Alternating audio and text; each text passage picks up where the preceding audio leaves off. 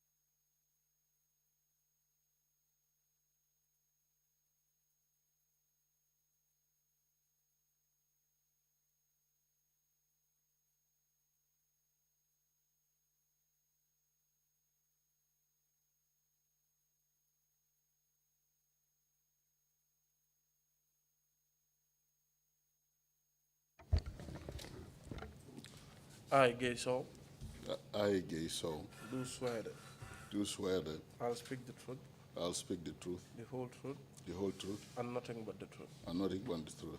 So help me God. So help me God. Thank you. Thank you. Thank you.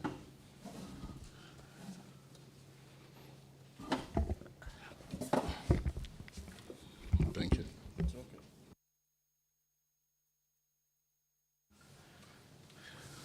Good morning, Mr. Sow. Welcome to the TRRC. Good morning, Lead Counsel. Thank you. Thank you for agreeing to appear before this commission to help us in our investigation. Mr. Chair, today we propose to look into the 1997 Constitution. First, to look into how the search for a new constitutional order has landed us with the 1997 Constitution. What are some of the issues that happened at the eve of the passage of that Constitution? The discrepancies between the draft that was proposed by the Constitutional Review Commission and the draft that was voted for during the referendum. We would also look into how that constitution was amended, if I may, how it was so bastardized that it became fertile ground to germinate and nurture a dictatorship. Mr. Sow is going to help us understand some of these intricate issues. Thank you, Mr. Sow, for agreeing to testify. Thank you. We normally give this warning to witnesses. I am sure it would not apply to you because of the type of witness you are. But nonetheless, I would just mention it for the completeness of the record. It is an offense to lie under oath before this commission. It is also an offense to provide false or misleading testimony. And before we start with your testimony, Mr. Sow, I'd like to inform you that we do allow for interpretation in one local language. So you have the honor and privilege of choosing the language in which you wish your testimony to be interpreted into. Thank you, Lead Counsel. Thank you, Honorable Chair and Commissioners. I have noted the warning, and I'll try not to lie. I don't know whether you have a Fana interpreter. Well, Fana equates all of Wolof. Okay. So there's a difference. We certainly do have Fana. That's right. But I have heard Lead Counsel speak Wolof, and I was quite impressed. But that's fine. So we can do Wolof. I wish I could be that impressive in Fula and Jola and Sarahule and Manjago and Serere. That's fine. Thank you. Thank you. Can do that. And Mr. Cham, this one is not just Wolof, it's Fana. So instead of Dimba, you say Dimb. Wow.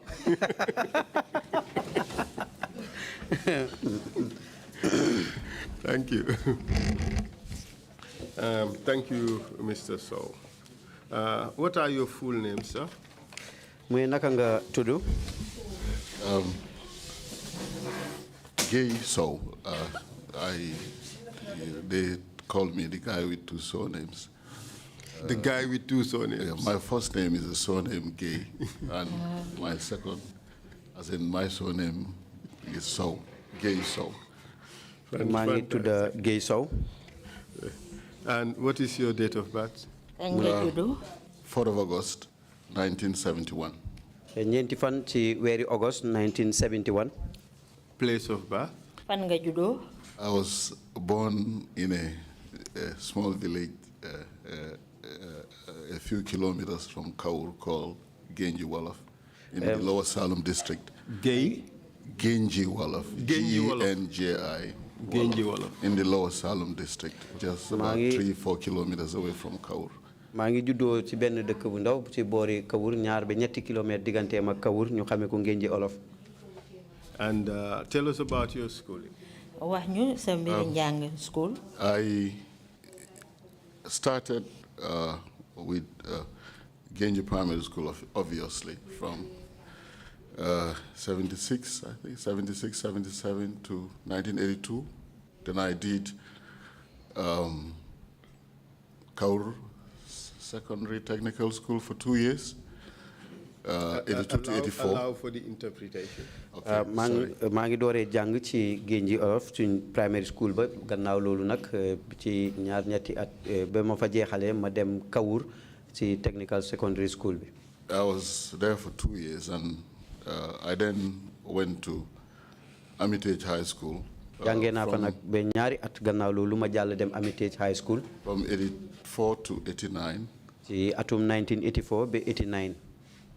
Then I did my sixth form at the Gambia High School, 1989 to 91.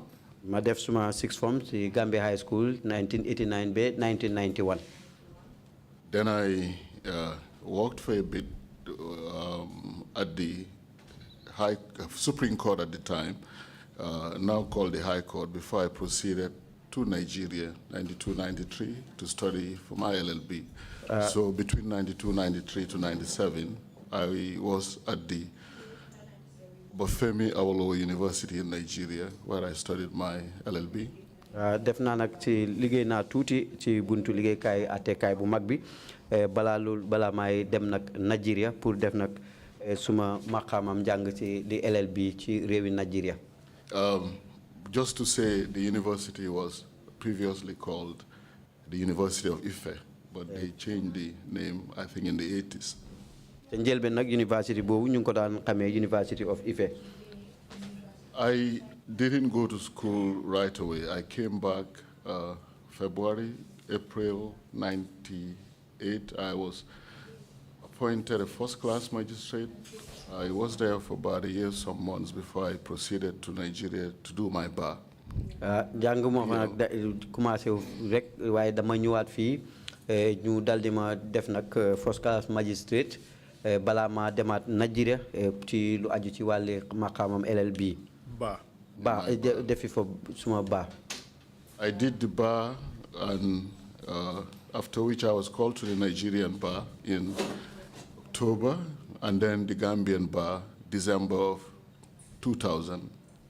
Ñu oma nak ci lawyer Nigeria ci wéri October ñëwaat na Gambie tamit ñu oma fi ci wéri December ci lawyer yi nekké fi ci réew mi. I remember we used to call ourselves the Millennium Lawyers. Dañu daan ooy nak Millennium Lawyers. And which part did you belong? That of antiquity or that of the future? That's of the future. I would say future. Thank you. Thank you. Yeah, then between January to April of 2003, I did a postgraduate diploma in international human rights law. Ci digante January ak April ci 2003. Ci atum 2003 ci la def nak benen njang ci international degree. Then international human rights law at the University of Nottingham in the UK. Okay. Diploma, yes. Then in between 2003 2004, I did my master's, my LLM in international human rights law at the University of Essex in the UK. Ci gannaaw loolu tamit jàngee naa ci réewi Angleterre ci University of Essex ci di fa jàng nag lu aju ci wàlli maxamam LLB. I think after that I did a course at the California State University in the US on alternative dispute resolution. Ci gannaaw loolu nag jàngaat naa ci beneen jàng yaakaar naa lu aju nag ci wàlli ni ñuy fanqee fitna ak wàlli féewaloo. I did another course on economic, social, and cultural rights. They call it advanced course in Abo Academy in Finland. Jàng naa tamit ci Finland li nga xam ne daal mu ngi aju ci wàlli koppar yi lay tamit. Human rights. Human rights, yes. Yeah. I also did a course in human rights litigation at the Central European University in Hungary, Budapest. Hungary, seen capital ba di Budapest foofu tamit nag jàngee naa fa lu jëm ci wàlli loi boo xam ne ni dëppoo na ak ni nga xam ne daal noonu la ñu saafara lépp loo xam ne féewaloo na lu aju ci wàlli xëtti yelleef. Course in election observation at the Kofi Annan Peacekeeping Training Institute in Accra. Ci tamit university boo xam ne mu nga nekkee ca Ghana, Accra. Then a specialization course on the rule of law in Berlin, I think around 2006. Ak beneen jàng ci atum 2006 ca jamani Berlin lu aju ci wàlli ni ñuy toppee nag mbiri topp dégg loi di international rule of law. Thank you very much, Mr. Sow. Jërëjëf, Mr. Sow. It seems that much of your education, postgraduate education, is centered on human rights law. Mel na ne yow sa wàlli njàngale ci ëpp yëpp yaa ngi ko def lu aju ci yelleefi doomu aadama. Yeah, international human rights law. Wow. Not just specialized here, it's also my area of practice. Waaw nekk na itamit ci bunta boo xam ne nii ci laa dee yaxantu itamit. And since you left the bench, you've been working on this area, international human rights law. Depuis ba nga bàyyee nag ci wàlli mbiri atte bi da nga continuer nag di def lépp loo xam ne moo aju ci wàlli yelleefi doomu aadama diggante réew a réew.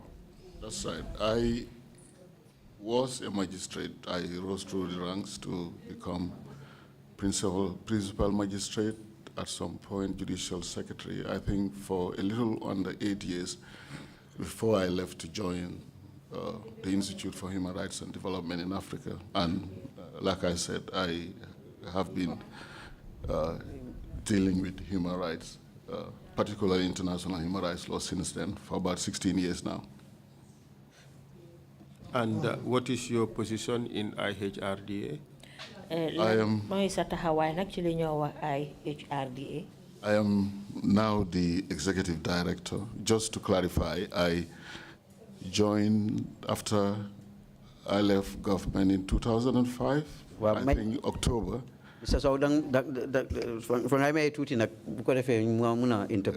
Okay, I'll note that. Thank you.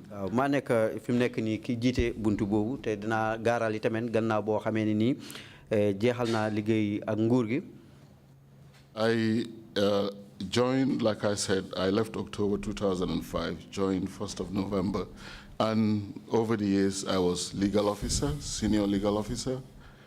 Gannaaw boo xamee nag génn naa ci fi mu nekk nii kilifa laa ci li nga xam ne ni mooy yeddee lu aju ci wàlli luwaa yi dëppoo mbiri ak yelleef yi doomu aadama. Then director of programs before I was appointed executive director, I think around 2015. ma jiite nag bunta bi nga xam ne moo aju ci wàlli tëddalin yi di director of programs balaañ maay tànn nag def ma ki jiite nag buntu liggéeykaay boobu. I understand that you also teach at the university or in some of the law-related institutions in this country. Yeg naa ne tamit ne yaa ngi jàngale ci university bi fii ci biir réew mi ak yeneen i bunti njàngalekaay yoo xam ne sax ñu fa jàngale wàlli luwaa. Yes, before the university, I taught at the GTTI. I had a level diploma in law. I taught for, I think, close to a decade.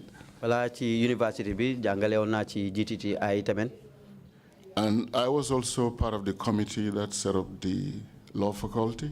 Bokk naa ci tamit ci committee bi nga xam ne nii ñoo sosoon banqaas bi nga xam ne nii fa la ñoo jàngelu aju ci wàlli luwaa ci réew mi. And I have been lecturing at the law faculty since it was set up in January 2008. Depuis atum 2008 nag biñ sosee banqaas boobu di jàngale lu aju ci wàlli luwaa maa ngi fa dee jàngale. At first, I used to teach Gambia legal system and constitutional law. ca njëlbeen nag maa ngi doon jàngale lu aju ci wàlli doxalini luwaa fii ci réew mi ak lu aju ci wàlli buggi luwaay réew yi Gambia. Constitutional law I taught for 4 years before I switched to criminal law. I have been the criminal law lecturer at the university. Even last week I had lectures for close to a decade, I think. Lu aju nag ci doxalini luwaay réew mi bu ma ko doon jàngale ba ñeenti at balaa maay toxu nag di jàngale lu aju ci wàlli luwaay dëppoog mbiri tefaar tey tamit sax bés bu ay ba la ñu jox gannaaw sax maa ngi doon jàngale. I was also founder lecturer at the Gambia Law School. Bokkoon naa ci tamit ci jàngalekat yi njëkk ci law school bi. Where I taught criminal procedure until 2015. I had to leave because I just couldn't do it along with my 9-to-5 job at the university. Ma bàyyi fa nag gannaaw boo xamee ne nii mënuma koo boole ak liggéey bi nga xam ne moom laa am ci university bi. With all the experience you have teaching constitutional law and working on international human rights law, ci wàlli xam-xam yi nga am ni yëpp ci wàlli luwaay yi aju ci téere bi nga xam ne moom la luwaay réew mi di doxee ak li nga xam ne moo aju ci wàlli yelleefi doomu aadama. And also the fact that you had taught Gambia legal systems. ak itamit ne jàngale nga ci wàlli luwaay yi nga xam ne moom la réewi Gambia di doxee. You would say that you are really very familiar with the constitutional law of this country. Bon na dinañ mun a wax ne yow nag miin nga bu baax a baax li nga xam ne moo di téere luwaa bi nga xam ne moom la réew mi di doxee. I would say yes. I actually was also a commissioner with the Constitutional Review Commission. Danaa wax waaw de ndax bokkoon naa ci kilifa yi nga xam ne nii ñoo seqoon penc mi seetluwaat ak itamit jéem a bindaat lu jëm ci wàllu luwaay réewi Gambia. In fact, when we talk about the constitutional law of the Gambia, would you say that you are one of the leading experts? ndax xam suñ fekkee ne sax mun nañoo wax ci loi yi nga xam ne moom la réewi Gambia di doxee mun nañoo wax ne yow bokk nga ci ñi nga xam ne ay ñu am xam-xam lañ ci mbir moomu. I would say yes somehow, but I personally don't like the word expert. I think it's a bit pretentious. I would rather say specialist. danaa wax waaw de waaye nag baat boobu nga xam ne ni baatab ber la ne ku màcc laa ci danaa ci gën a wàcc oyofal suma bopp jëfoo beneen baat. Perhaps in ordinary parlance, I would agree with you, but on this particular occasion, we are talking about persons who are qualified to give opinions, respected opinions on particular issues. And in law, we do call them experts. Whether I mean, so I'm speaking from that angle, and I'm sure you would agree, at least on this occasion, that accolade would fit you. xëj na bu fekkee ne ci yeneen anam la waaw dinaa ànd ak yow waaye anam bii ñu toll nii nga xam ne ñu ngi gëstu koo xam ne ku xam-xamam màcc la ci wàlli luwaa bi nga xam ne moom la réew mi di doxee bon na dinaa mun a wax ne yow mun naa laa jox ma xaama boobu. Yeah, I will take that. I personally make it my business to really make sure I follow our developments, every part of it, when it comes to criminal law, constitutional law, and our human rights obligations. In fact, I have a folder called The Gambia where I put everything Gambia related in there. So I'll accept the title today. Thank you. Dana jël nak maqama mom nga ma jox way nak nek na ko xamne ni fulal na itamen lu aju ci wàlli xeñtu bi nga xam ne nii ñu ngi koy xeñtu lu jëm ci mbiri yokkute ci lépp loo xam ne jëm na ci luwaay dëppoo ak wàlli tefaar ni ñu koy sàmme. Clearly this means that you have followed the Gambia's constitutional history at least from 1996 to date. Bon mel ni mun nañoo wax ne nag yàgg nga toppa taarix yi li nga xam ne moo di luwaa yu réew mi di doxee depuis atum 1996 ba jamono jiñ toll nii. I would say yes, and very religiously, and I would say, in fact, that goes back to the pre-independence period, and I also try to stay in touch with other countries that have a similar legal system. Waaw danaa wax waaw de te tamit nag loolu danañ ko watat ba ci jamono bi nga xamee ni génnaguñ ci nguuri tubaab ak yeneen réew yi nga xam ne ni dëppale ko li nga xam ne ni moo nekk ne danañu am ay loi yoo xam ne ni ñu ngi koy doxee ci wàlli tefaar. That is quite important because it broadens your horizon and gives you a basis for comparison. loolu am na solo lool ndaxte dina gën a yaatal li nga xam ne moo di sa wàlli xam-xam te dinañ ci mun a sukkandiku nag ci ay méngale yoo xam ne ñu ngi ko war a jëfee. For the purposes of this hearing, could you tell us the fate of the 1970 Constitution and how we moved from there to begin the search for a new constitutional order that crystallized in 1997? léegi bu dee loolu la nag ndax dinañ mën a dem nag ci lu aju ci loi bi nga xam ne moom la réew mi di doxee ñu tàmbali woon ko atum 1970 bem xàlla yoon nag ba jëm ci bi ñoo sos nag beneen téere loi bu réew mi di doxee atum 1997. Yeah, we had a coup on July 22nd, 1994. Kuf nañ fi nguur nag ci 1994 ci weeri July. That means the constitutional order was overthrown. Loolu moom mi nag ne li nga xam ne mu ngi aju ci wàlli loi boobu ñu daan doxee daldi woon nañ ko suufu. We all would agree coups are never legal, but at the end of the day, to give it some form of legality, all military rulers would start by suspending the constitution, and parts, that maybe they might make use of, they would try to modify to suit their needs. ñëpp xam nañ nag ne suufu nguur nag di coup d'état nekk na loo xam ne ni dëppoowut ak yoon waaye nag ngir dal di ko rafetal ci méngaleeg yoon foog si rek soldaar yooyu dal di ajagum luwaay réewi Gambia doxee nag ci beneen maqaamam loi boo xam ne ni nag dana fi méngee ak seeni aajo. What type of laws were the military rulers using in place of the constitution in order to rule this country? Ban façon loi la soldat yooyu jëloon réew mi doon doxee utali ko nag ak ba nga xam ne mooy woon loi bi nga xam ne moom la réew mi doon doxee jamono ji ñoo jël réew mi. After the constitution was suspended, other parts modified, the military government that did that set up what was called the Armed Forces Provisional Ruling Council, and they ruled by decree.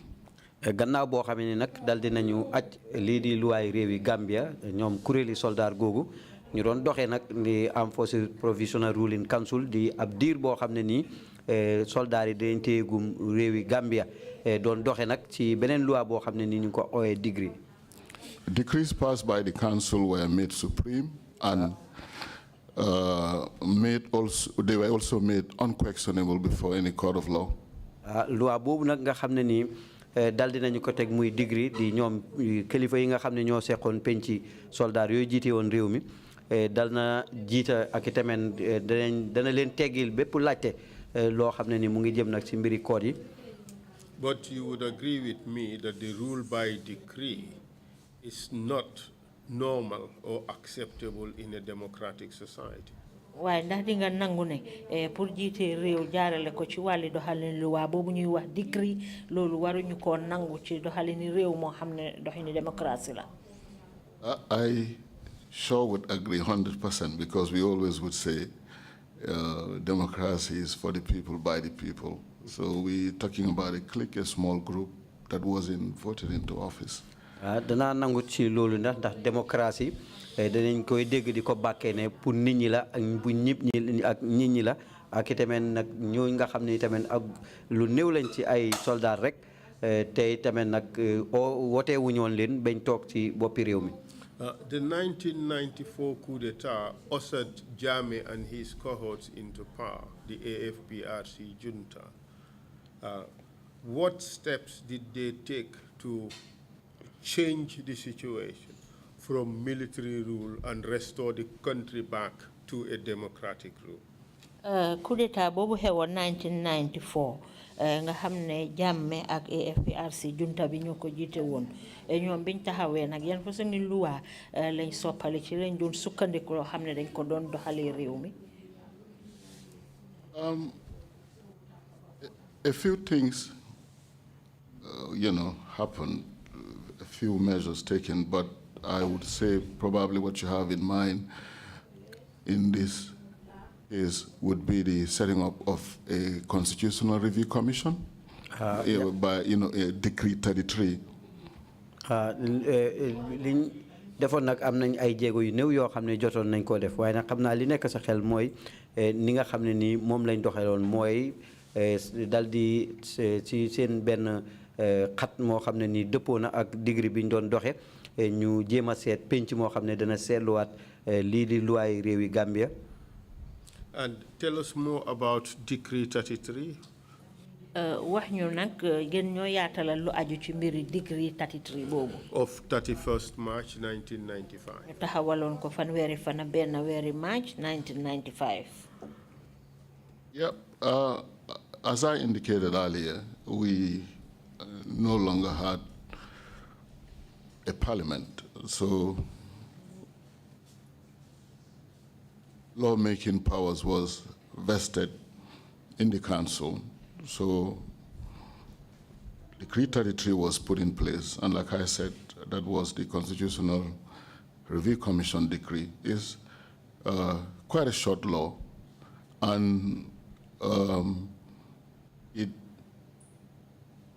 gave the commission, which was, at first the commission had about 8 members. Later they had another member added, making it 9.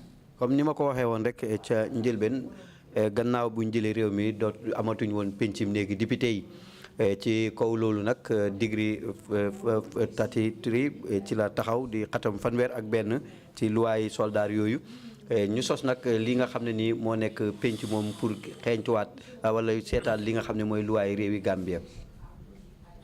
The decree mandated the commission to consult, and that was done. If you look at their report, you would see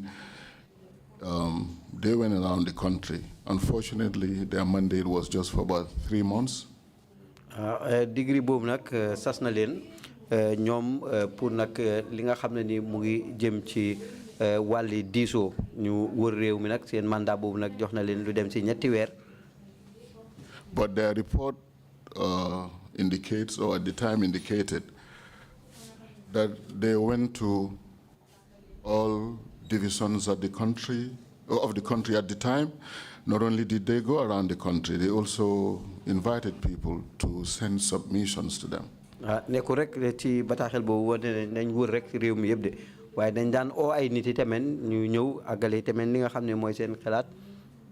What was the purpose of these consultations, of these public consultations and requests for papers? Lan moo woon jubluwaay diisoo bi nga xam ne ñu ngi ko doon def ak askan wi ak it sàkku buñ doon sàkku ay kayit yooyu. I was at uni when the coup happened, but I mean, we all would get copies of the Daily Observer, and I remember at the time, phrases such as accountability, probity, etc., were all, bandied around, and it was about, showing, of course, the council was trying to be as consultative, as transparent as possible, going around the country, meet people, get their views, so that would be reflected in the new constitution. Comme rek li nga xam ne ni moom lañ daan bàyyi xel ci kayiti xibaar yi di bind tamit ne kon accountability bi ak yeneen wóor bi nga xam ne ni tamit waroon nañ ko daal ci réew mi te tamit nga xam ne ni feeñ na ci. In a sense, those public hearings or public consultations were intended to measure or determine the sovereign will of the people. Mu mel ni daal diisoo boobu nga xam ne ñu ngi ko doon wër ngir di ko def ak askan wi ñu ngi ko doon def rek pour natta li nga xam ne mooy ànd goo xam ne nit ñi ànd nañ ko ak ñoom. That's very accurate. Waaw loolu jum noonu la jiwe. And in what form did that inquiry finally crystallize into? What did the commission produce? Léegi nag commission bi gannaaw bu ñu defee diisoo yooyu nag lan moo faaxee ko ci loolu. The commission produced a draft constitution and a report. Ci la ñu indi nag constitution boo xam ne moom la ñu bind ci ron code bi. And both were submitted to the military council, the AFPRC at the time. Yëpp nag ñu dal di ko teg ci loxo council soldat yooyu nga xam ne ñoo fi ko foon nguur gi di AFPRC. And then what happened next? Gannaaw loolu nag lu xewati. In the process of constitution making. Ci jamono ji nga xam ne nag ñu doon defar luwaa yooyu. After we had a referendum, and people had to vote yes or no, as in majority voted yes, and of course, then that was what led us to what is now called the 1997 Constitution. Gannaaw loolu nag ci la ñu def benn wote diggante waaw ak déet nangu wala bañ ñu xamee ko référendum te nag loolu ñu si bëri nag dañ sànni woon waaw loolu na moo ñu indi ba ci loi atum 1997 Constitution bi. I want you to give us a brief observation of what was collected and presented to the AFPRC as the wishes and aspirations of the Gambian people, as compared to what was the constitution on the day after the referendum. Buga rek nga feeñalal ñu ci tënk rek li nga xam ne moom lañ dajale mu doon li nga xam ne moo di kéene ak buga askan wi nga xam ne moom lañ tëral ci wàlli luwa ak li nga xam ne moo fi nekkoon gannaaw bu ñu defee référendum bi. And I have your statement, your draft statement, and I am referring mainly to what you have on page 2, that is comparing the 1996 draft with the draft submitted for referendum, the 1997 referendum.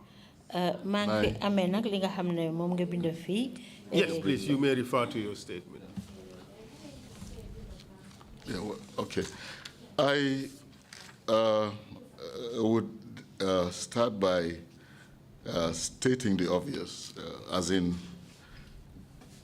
what we took, what was taken into the kitchen. And what was dished out? That's the draft from the Constitutional Review Commission was very, very, very different from what came out of the kitchen. So it's like getting domada after you invested in Benachin. And I'll give examples. fi mu doon wax noonu rek mu ngi jëm ci wàlli li nga xam ne nii loolu lañ séntu woon ak liñ nattoon ak liñ mujjee sottandeku comme ni mu ko leerale rek ci olof dépasse lu jëm ci wàlli benn cin mujjee ñu yekkal la domada léegi nag mu ne dana ci jox ay misaal. If I would start, in fact, you would see those differences going to the first page of the 1997 Constitution. So here what I'm trying to do, trying to compare what is in the draft that was submitted to the AFPRC and what was sent out for us to vote in the referendum. The preamble, you would start from there.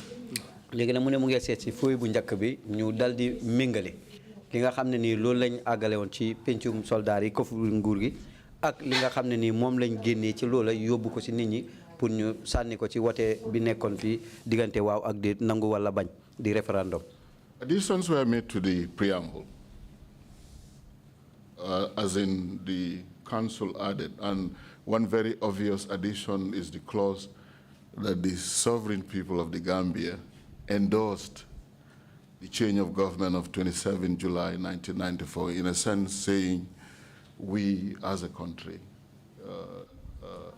in a sense, endorsed what transpired on 22nd July. And if you open the first page of the 1997 Constitution, you would see the phrase I'm just referring to. Let me read it out for you. Yes, please, please. It started by saying, in the name of God, the Almighty. And then, we, the people of the Gambia, have accomplished a great and historic task. We have had our say on how we should be governed. For this Constitution contains our will and resolve for good governance and a just, secure, and prosperous society. Our hopes and aspirations as a people were reflected in the enthusiasm and zeal with which we embarked on the task of nation building on the attainment of independence. The self-perpetuating rule of the recent past, however, soon gave rise to the abuse of office and related vices, which negated the total welfare of the Gambian people. The sovereign people of the Gambia, therefore, endorsed the change of government on 22nd July 1994 to rectify such evils. And the population endorsed that preamble clause in a referendum? Did they know that? That's the question. We did, Honorable Chair, we endorsed it. So in essence, this provision is saying all of us, at least the majority of the Gambian people, supported the coup d'etat. That's what it means. Deputy has a point of order. Please. Yes, I think this discussion is very critical for the population of the Gambia to hear. And I don't know how you're going to make it easy for the interpreters to translate this for the general public. He would watch the Fana and I would watch the Wolof. And then hopefully we would be able to. So in a sense, the Constitution is saying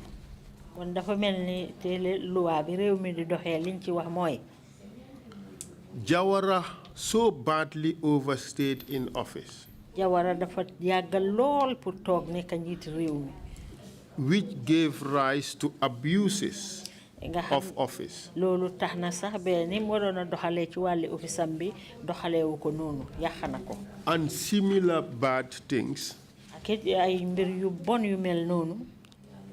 which did not go down well for the welfare of the Gambian people. Nga xam ne loolu daal baaxul ci ni nga xam ne moo di njëm kanam ak yokkute waa Gambia. So the people of the Gambia endorsed Loolu moo tax nag ba waa réewi Gambia yépp ànd nañ ci. the coup d'etat Ci coup d'état boobu of July 22nd, nga xam ne moom la soldaar yi defoon July 22nd 1994, atum 1994. to correct Pour ñu mun a jaajanti those evils, as they call it. comme niñ ko waxee rek mooy jëf ju bon yi. That's what it said. Loolu lañ wax fii. If I may, I think the point is very well made. But for emphasis, I wanted to refer to some pages of the report. I have the report with me, the report of it's not the last Constitutional Review Commission, but the 1996 CRC. And in particular, with the permission of the commissioners and the lead counsel. Please go ahead. I'll refer to pages 12 and 15. Go ahead. Okay. Page 12, the last paragraph but one says, mu ngi dem nag ci fukkeeli fuy ak ñaar bi mooy xat mu mujjee bi mu ne lim wax. With the manipulation of the electoral system, ak li nga xam ne daal noonu lañ daan dugale seen loxo ci wote bunti wote bi. The House of Representatives was filled by people of low caliber. Ñi nga xam ne ni ñoo nekkoon ci pencum néegi député yi nekku ñoo xam ne ni ñu màcc lañ ci. Who only yeared government bills and policy, year as in YEAH. ñoo xam ne nag ci sartaay nguur yeeyee rek lañ doon doxe. The electorate was effectively marginalized. ñi nga xam ne ni ñooy daan wotekat yi daal dañ leen daan ber. The voters who only came together every 5 years to perform the ceremony in court of casting the ballot. ñi nga xam ne daal ñoo daan ñëw juróomi at yu nekk rek pour sànni seeni karta. Lacked appreciation of the electoral process. duñ daan doyloo daal anam gi nga xam ne noonu lañ daan doxale lu jëm ci mbiri wote. They were effectively kept ignorant to suit the ruling party. ñoom nag dañ leen daan tegee rek ci anam goo xam ne nii duñ am xam bu yaatu. Illiteracy was at its highest. That's at page 12. pour rek nguur gi nga xam ne moo fi toogoon ñu continuer rek. Then, if you turn on to page 15 of the report submitted by the Constitutional Review Commission, boo demee nag ci fukkeeli fuy ak juróom bi ci report bi ñu joxe. The 5th paragraph. ci juróomi xaaj bi. This is what it says, and I will read with your permission. dana ma jàng ko ci sa ndigal. What the above arrangements on the 1970 Constitution entails is that a Frankenstein monster of president had been created. lii nag daal dinañu feeñal ne ci atum 1970 constitution bi li mu fa wone moo nekk ne njiit loo xam ne ni daal njiit lu doy waar daal dinañu ko am. He was the monarch of all he surveyed. Monarch of all he surveyed is put in quote. loolu nag dañ ko ëmbani rek. Monarch of all he surveyed. Monarch of all he surveyed in quote. The president had no known checks under the constitution. ci buntu loi bi nag président bi amul dara loo xam ne ni dana ko jéem a seet. Please, I'm talking about reports submitted before, by the 1996 CRC, not the last Not CRC. last CRC. Yes, okay. Then they went on to say the president had no checks under the Constitution. He was in one and the same breath the lawmaker as well as the executor of the state. moom nag moom ak ñi nga xam ne nii ñoo daan dox ci wàlli loi ni ñu koy tëddale ak ñi koy doxal yëpp benn saawa lañ nekkoon. Unlike the American system, under which the executive president had no power to dissolve parliament, ni nga xam ne nii uute na ak réewi Amérique nga xam ne nii jiiti réew mi amul dara loo xam ne def na ko pour dal di tasaare nag néegi député yi. the president of the Gambia on the 1970 constitution had powers to dissolve parliament. ki nga xam ne nii mooy président bu réewi Gambia ci luwaay atum 1997 am na doole ngir dal di tasaare nag néegi député yi. Those paragraphs were taken from it's as if, you know, the 1996 CRC had some fortune tellers. xaaj yooyu nag daal dinañ ko jëli foofu nga xam ne daal dafa mel ni ñi doon nekkoon ci pencum 1996 ci wàlli xencum beneen loi borom xam-xam lañ. But also, its description of Jawara as a Frankenstein monster, who was a monarch of all things he surveyed. This is an over-exaggeration of what we knew to have been happening in this country.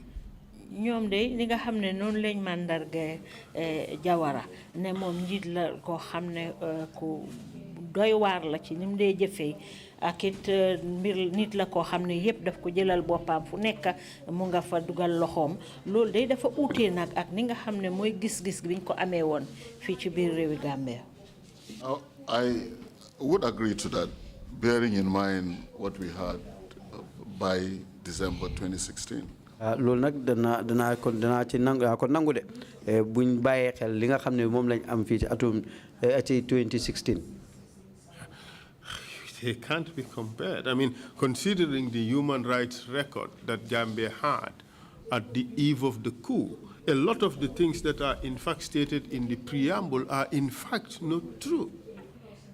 loolu nag duñ ko mën a méngale ndax turu rafet wi nga xam ne réewi Gambie amoon na ko ci doxalini yelleefi doom aadama dafa utee nag ak li nga xam ne moo feeñ ci kayit googu noonu. I would agree, lead counsel, which is why I'm trying to say, if you compare the draft to what we ended up, voting for, you would see a big difference. Draft doesn't contain some of those, so méngale li nga xam ne ni loolu la ñu natt ci bi ñu bind ak liñ mujjee am uute na. Do you, by any chance, okay, you've identified one important element that was added to the draft, but let me bring out this issue. feeñal nga fi bunta bu am solo boo xam ne génn na ci binda boobu nga xam ne moom lañ njëkkoon a def. The third paragraph, which I read out. Of the preamble. Of the preamble. Okay. Our hopes and aspirations as a people were reflected, Then the next sentence is the self-perpetuating rule of the recent past, however, soon gave rise to abuse of office and There is some element of truth in that, in the sense that it appeared that we, the people, were protesting, that Jawara has overstayed. He has been there for 30 years. We don't want that as a people. That is what it seems to say to me. I would agree. In fact, I have other examples I can give. I can give just to support the point you just made. Please go ahead. Nangu naa ak yow am naa sax ay yenn misaal yoo xam ne bëgg naa ko fee joxe pour gën a dëgëral rek comme li nga wax noonu. If you look at the draft that was submitted, you would see it included confirmation of appointments, as in appointment of ministers in the draft, appointment that Parliament needed to confirm that it was in the draft. Term limits? IEC commissioners, I'll get to term limits. I just want to start with confirmation of appointments. the National Assembly was meant to approve. fi muy dooree mooy pour lu aju ci wàlli satta yi ñu teg ci mbiri tànneef ñu njëkkee na ci buntu néegi député yi. So the draft provided ministers needed to be confirmed, commissioners of the IEC needed to be confirmed, judges, all judges needed to be confirmed. Confirmed by who? By Parliament. Loolu nag bokk na ci tànneef ak ministre ak ki nga xam ne nii moo jiite buntu liggéeykaay bi saytu mbiri wote ak kontem carte yi ci réew mi ak itamit attekat yu mag yi yëpp war nañ leen a gaaral ci néegi député yi. Let me take you one step backwards. Harama delloo la gannaaw tuuti rek benn jéego. The main purpose of the search for a new constitutional order li jubluwaay bi tax ñu war a ut téere boo xam ne mooy luwaa bi réew mi di doxee. is all in search for a more perfect or more orderly arrangement for the governance of the society, isn't it? loolu liñ ci jublu rek mooy ñu seet ay tëralin yoo xam ne yu jaar yoon la ci ni nga xam ne noonu la ñoo jiitee réew mi. And therefore, in that process, we look for what is wrong in the previous governance architecture, and we try to correct that in the new constitution, correct? boo ko defee nag dañoo seet fànn yi nga xam ne njuumte la woon ci nguur gi fi nekkoon ñu jéem koo jaajantiwaat dugal ko ci luwaa yi nga xam ne moom la nguur gu bees gi war a doxalee réew mi. 100%. Okay, so what was the reason the Constitutional Review Commission recommended in its draft the confirmation of appointments? Why? lan moo tax nag ba ñi nga xam ne ñoom lañ tànnoon pour ñu seetaat li nga xam ne moo di luwaa bi réew mi di doxee ñu boole ci li nga xam ne dañ war a wéral ministre yu nga xam ne ñoom la ñoo war a jël. I would give the reason, but before I do, if you allow me, please, I would just also give other examples of officials that needed confirmation. I talked about ministers, I talked about judges. The Auditor General needed to be confirmed. The Board of Directors of the Central Bank needed to be confirmed by the National Assembly. Ombudsman, Deputy needed to be confirmed. Members of the Public Service Commission needed to be confirmed. The Inspector General of Police, the Commissioner of Prisons at the time, now called Director General, Chief of Defense Staff, and commanders of the Army, Navy, Air Force, all needed to be confirmed. Why confirmation?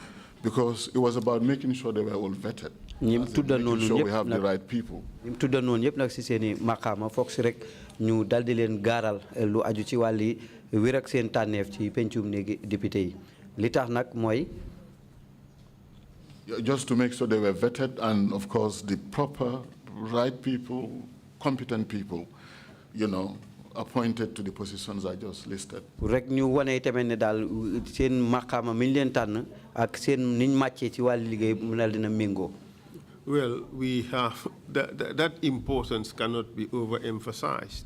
We have seen in this commission that a lot of the holders of those same offices you mentioned were unqualified. Loolu nag amoon na solo lool bu fekkoon ne sukkandiku nañ ci loolu ndaxte ci commission bi sax jàngee nañ ci lu bari loo xam ne ñi ci ëpp yépp ñu yore woon maxama yi nga lim nii feesuñ seeni place.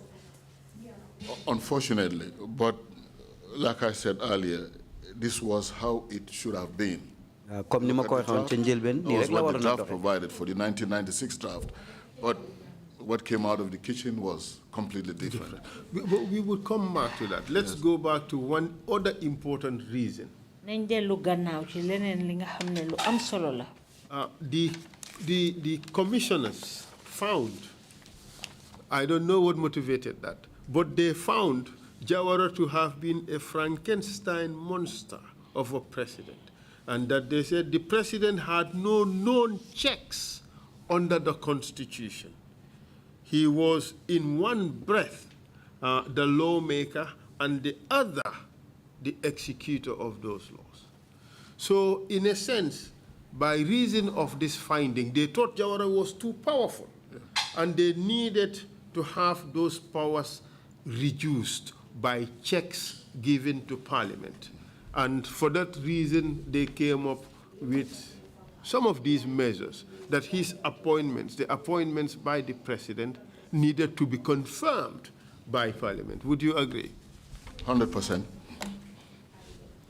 Wow. Dafa mel ni dañ gisee ne daal Jawara moom dafa joxoon boppam doole lool te bokkoon na ci ñi nga xam ne ci ñaari fànn yépp la moom bokk na ci ñi tëral luwaay bokk na ci ñi nga xam ne tamit ñoo di jiite doxalini luwaay maanaam daal dafa amoon doole bu ëpp lool boo xam ne moom la gàcce boppam moo taxoon nag ñu tëral luwaay yi nga xam ne borom maxaama yi ñu lim nii ci gannaaw yëpp balaa ñu leen a jël dañ leen war a seetlu bu baax a baax ci néegi député yi.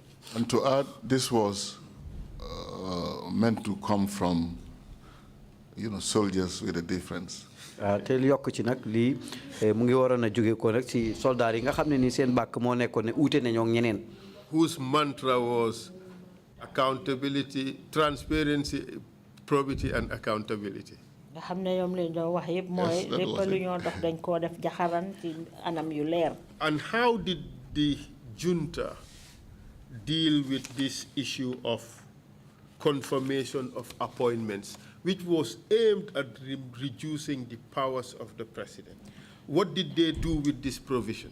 Waa léegi nag ñoom junta yooyu soldaar yooyu biñ tëralee luwaa yooyu ne noonu lañ war a seetee ñi ñoo jël ci liggéey bi biñ ko tëralee ba pare naka lañ ko jëfooyee. Those provisions were removed. Most of them were removed, particularly with respect to ministers, judges, were removed. And by removing it, what were we left with? Léegi bañ ko génnee nag moom luñ dese. Like what we have in the 1997 Constitution, no confirmation for most of the positions I named. mooy comme li ñu am rek ci 1997 Constitution bi amul daal benn gaaral boo xam ne ni jëm na ci mbiri tànneef yooyu. It looks to me, therefore, that what was criticized against Jawara, well, is now removed to give Jammeh or whoever became president almost as much powers. Dafa mel ni man daal dama ko gisee mooy bon lañ doon ŋàñña ne noonu la Jawara doon jëfee loolu moom lañ jëlaat génnee ko rek dugalaat ko pour gën a jox doole Jammeh ak ay nitam.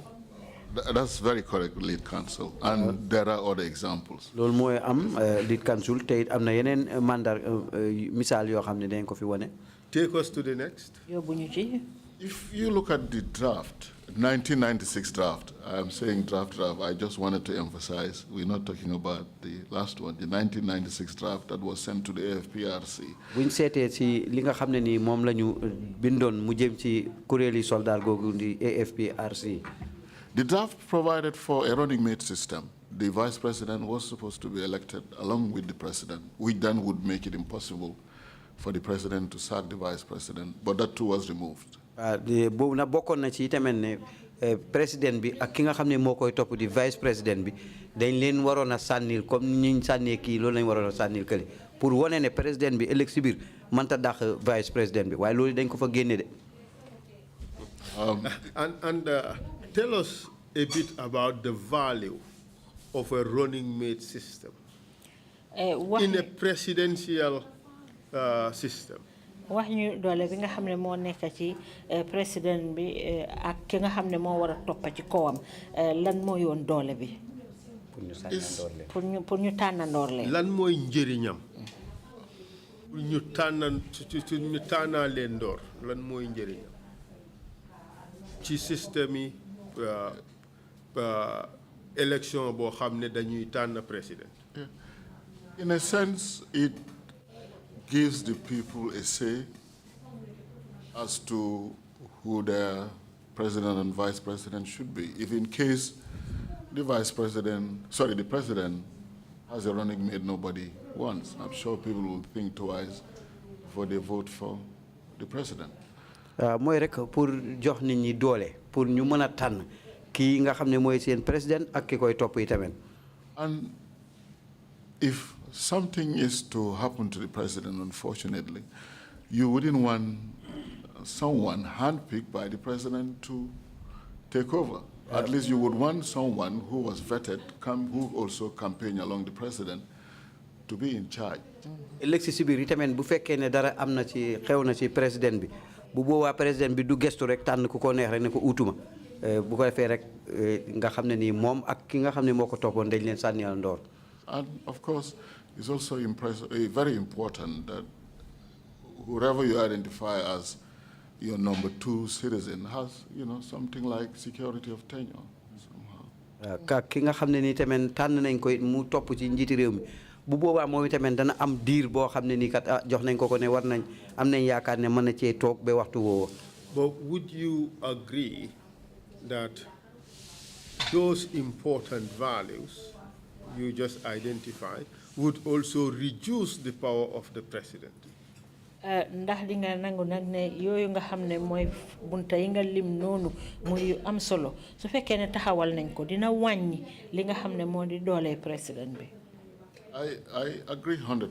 I mean, at the end of the day, it shouldn't be just so easy for the president to, let his vice go just like that. I mean, shouldn't be.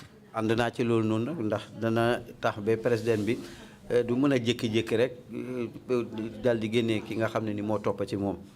And how did Jammeh deal with this provision, which ensured that the vice president is elected on the same ticket as the president? Naka la Jammeh jëlee woon loolu nag pour gis ne vice président am bi dañ koo tànn comme ni nga xam ne noonu lañ tànnee président bi. That part was removed. It did not find its way in the draft we voted for. Was it 96 referendum? Yes. Boobu na dañ ko génnee bokkutoon ci li nga xam ne ni moom lañ sësale pour ci nangatoo wote déet ak waaw bi ñu amoon ci atum 1996 di referendum bi. What else did he remove? Lana lan la génnee waat. This is, I mean, I'm sure a lot of people would be excited or surprised by that. The 96 draft provided for term limits. Ci atum 1996 draft bi draft nag mooy li nga xam ne nii loolu lañ xalaat rek bind àggale ko balaañ koy wote boobu nag dafa gaaraloon comme waxtu wi nga xam ne nii loolu la président mën a toog ci mandat. How many terms? Let me read what is in the draft itself. Section 63, subsection 3, provided no person shall hold office as president for more than 2 terms of 5 years each, whether or not such terms are consecutive. Léegi nag mu ne mu jàng nag li nga xam ne nii mooy xat moomu moo nekk ne képp koo xam ne nii falu nga bu boobaa mayuñ la nga toog lu weesu ñaari mandat yi juróomi at moo xam ne mandat yi dañ toppalante wala dafa am lu dox ci diggante bi. Meaning, therefore, that no person can be president for more than 10 years. Loolu lim tekki mooy kenn warta nekk président fii ci réew mi lu weesu fukki at. Exactly. Not only that, the draft went on to make sure that part was entrenched, meaning you could only have it changed in a referendum. Tey tamit amul foofu rek de mooy tamit nag draft boobu kay loi boobu tamit mënatoo toog am doole ba wecci ko ndare rek ñu yóbbuwaat ko fañ ko yóbbu woon mooy si wote diggante waaw ak déet referendum. Can you tell us what was the importance or the purpose of entrenching this particular clause? Ndax di ñu mun a wax nag lan moo waral ba tax ñu génne loolu nga xam ne moo di loi boobu ñu fa tëraloon. Lan moo tax ñu tënk ko ba nga xam ne keneen du mun a wecci loi boobu fekk delloowuloo constitution bi mbaa clause boobu loi boobu noonu dollewoo ko ci nit ñi sànni ba pare d'accord ndax dinañ ko wecceem déet lan moo tax ñu defee ko noonu lan mooy njëriñ ji. Constitutions have entrenched clauses, as in the provisions on fundamental rights, entrenched, very important provisions. Of course, all parts of a constitution are entrenched, but you entrench certain clauses because you really want to make it difficult for them to be changed. So it's like, not that it can never be changed, but at the end of the day, you're putting in safeguards, make sure they're not just changed easily. As in, if you have a dictator, the dictator wouldn't just walk into the National Assembly and get them changed. So it is meant for provisions such as these, so very important you feel that you need extra safeguards for them? Li tax nag mooy xat yi nekk ci luwaay réew mi yëpp am solo waaye nag dana am boo xam ne nii yiñ ciy tënk noonu mooy pour wane tamit ne ëllëg si biir nga am fi njiit loo xam ne njiital benn nopp la wala jaay doole du mën a xëy rek benn bés dem ci néegi député yi rek ne leen wecci leen lii rek ñu ne ko waaw wecci nañ ko foog si rek mu jaaraat fa mu jaaroon si nit ñi. And this particular provision was quite important for us in view of what is contained in the preamble. Loi boobu nga xam ne moom lañ tëraloon nag loolu nag amoon na solo lool suñ ko seetloo ci li nga xam ne noonu lañ ko tëralee nii. It looks like that in the preamble Gambians were crying.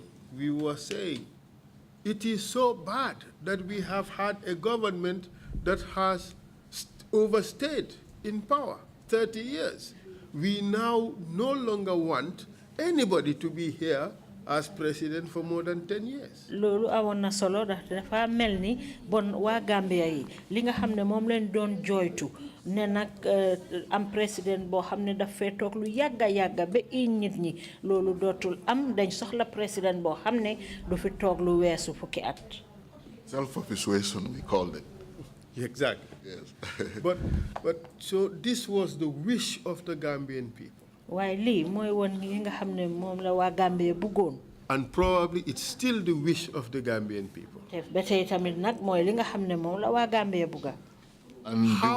the wish was reflected in the 1996 draft. How did Jammeh deal with that? That was removed. It did not make it to the final one we voted for in 96. And that paved the way for Jammeh to also self-perpetuate in power. I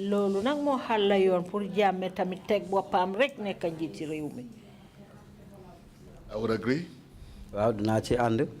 And perhaps of all the changes that happened in the draft of 1996, which crystallized into the 1997 Constitution, the removal of this provision is the one that affected Gambia's society the most.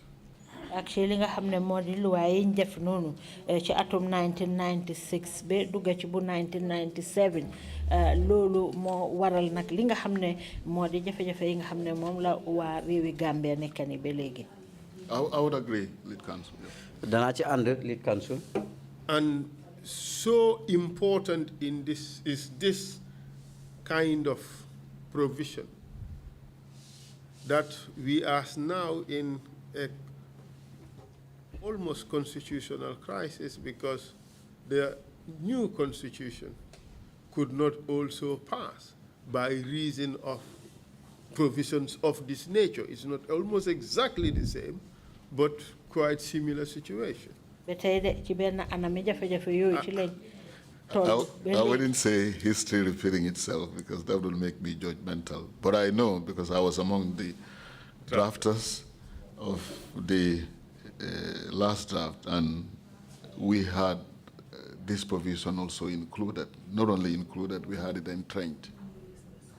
Amna bunte bi tamen nekul sa dañ ko ci bolé way dañ ko tinka ne ken duñ ko ken dotu ko mëna wëlbati. And its entrenchment and the other safeguards that are built into that provision is in fact today serving as a stumbling block for the passage of the draft constitution that we currently have on the table. Lolu dolel bobu ak tenka bobu nga xamne mom lañ tenka fan bobu ci walli loi bi lolu be legi mu ngi don galankor pour ñu mëna nangu loi bi nga xamne mom lañ wara teural mu war ko doxé lu est ci biir réew mi. I would agree. Maybe just to give, a bit of context, the CRC, Constitutional Review Commission, and I was fortunate enough, like I said, to be part of it, went around the country. There is no district we didn't go to. In fact, I think we had 2 meetings in every district. And not only did we go to all corners of the country. We also went abroad, Europe, Saudi Arabia, the US. And in all the places we went to, people came in droves. Not only that, people sent us submissions, and everywhere we went to, people told us in Mandinka, Fula, Jola, Sarahule, Wolof, all the languages, that we must never, ever allow anybody to be our president for more than 10 years. They would say in Mandinka, na mari sanji taoke, an mari nyanna nala, manyana jela koteke, de fuki at na dem mubal ñu buguñ ko gisat. Those are recorded in all corners of the country, not just here, even abroad. People were very, very clear.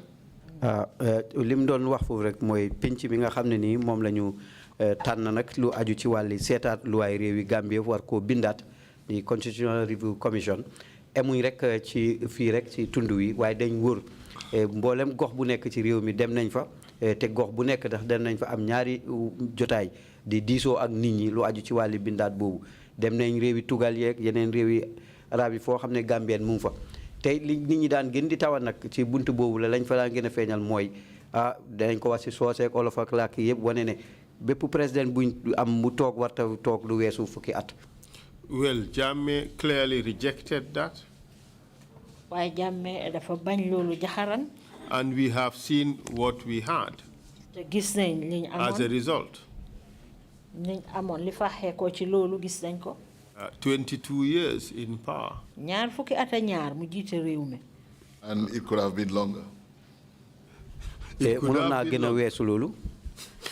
So we leave it at that and then we move on. That's right. Thank you, Council and Commissioners. Yeah. Should I give other examples? Give us more examples. Very quickly. The 96 draft, I listened to testimonies from other lawyers who were here before me, particularly the former Solicitor General. And I know you really were very concerned about the independence of the office of the DPP. If you look at the 1996 draft, it created for an independent office of the DPP, a DPP who wouldn't be answerable to the AG and who more or less was meant to be independent, you know, not subject to the direction, control of anyone. That was in the draft, but that too got removed.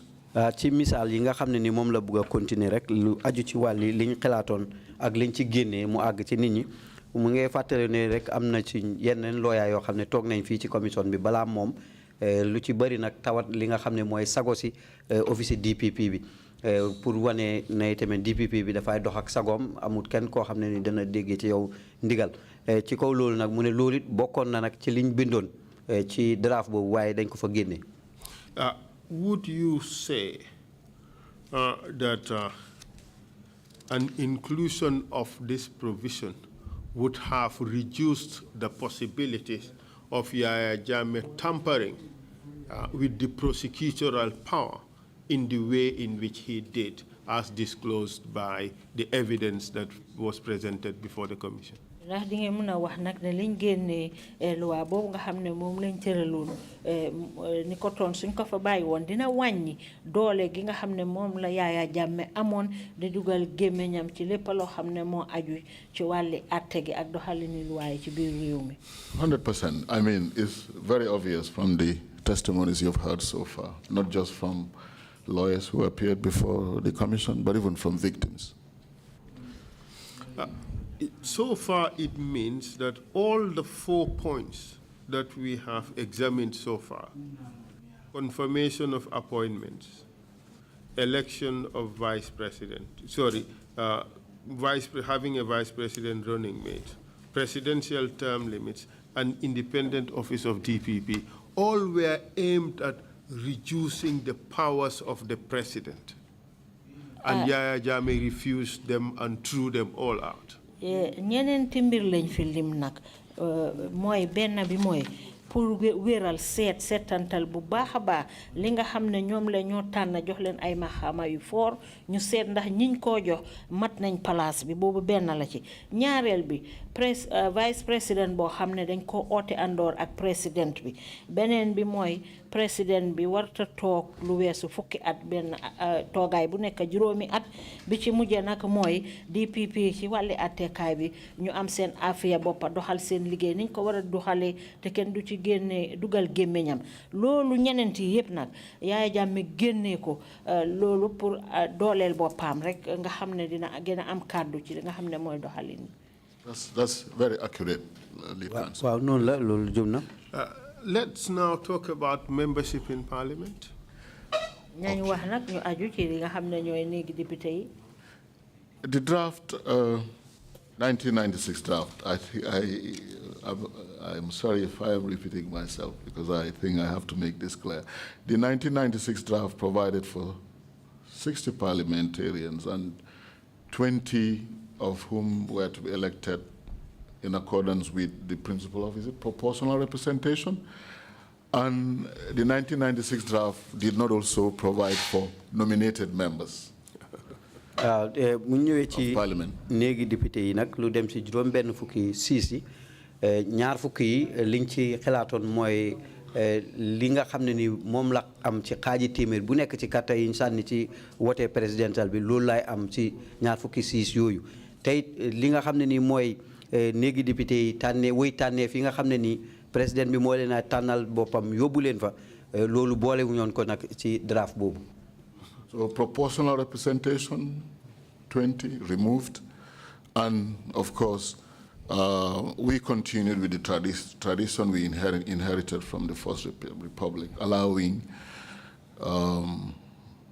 persons to be elected into parliament. Very importantly too, if you look at section 93 of the draft, it provided the speaker, deputy speaker, were to come from elected members, and they should not have come from the same political party. Comme lim wax fofu tamit rek mu ne xalaati ne li nit ki am wala boog li président bi am ci carte yi nga xam ne moom lañ ko sànnil xaaji téeméer bu ne ñu méngale ko ak ay siis yi mu war a am ci ñaar fukki siis yooyu ba boobu dañ ko fa génne woon ki tamit ni tamit nag li nga xam ne nii mooy ñi kii jiite néegi député yi ak ki ko topp dañ war a génnee ci ñi nga xam ne ñoom lañ tànnal ñu am siis si néegi député yi boobu tamit dañ ko fa génne. So this issue was also intended to reduce the power of the president. His influence in the passage of laws. Yep, jubluwaay bi taxoon ñu def ko nag mooy wàññi doole bi nga xam ne président bi dina ko war a gàccoo ak am yoon ci ni ñoo doxalee wàlli luwa. Definitely, and maybe if I'm allowed, I can just explain a bit more. Please, so here we're talking about a case where the vice president is in a running mate. Ministers are not vetted.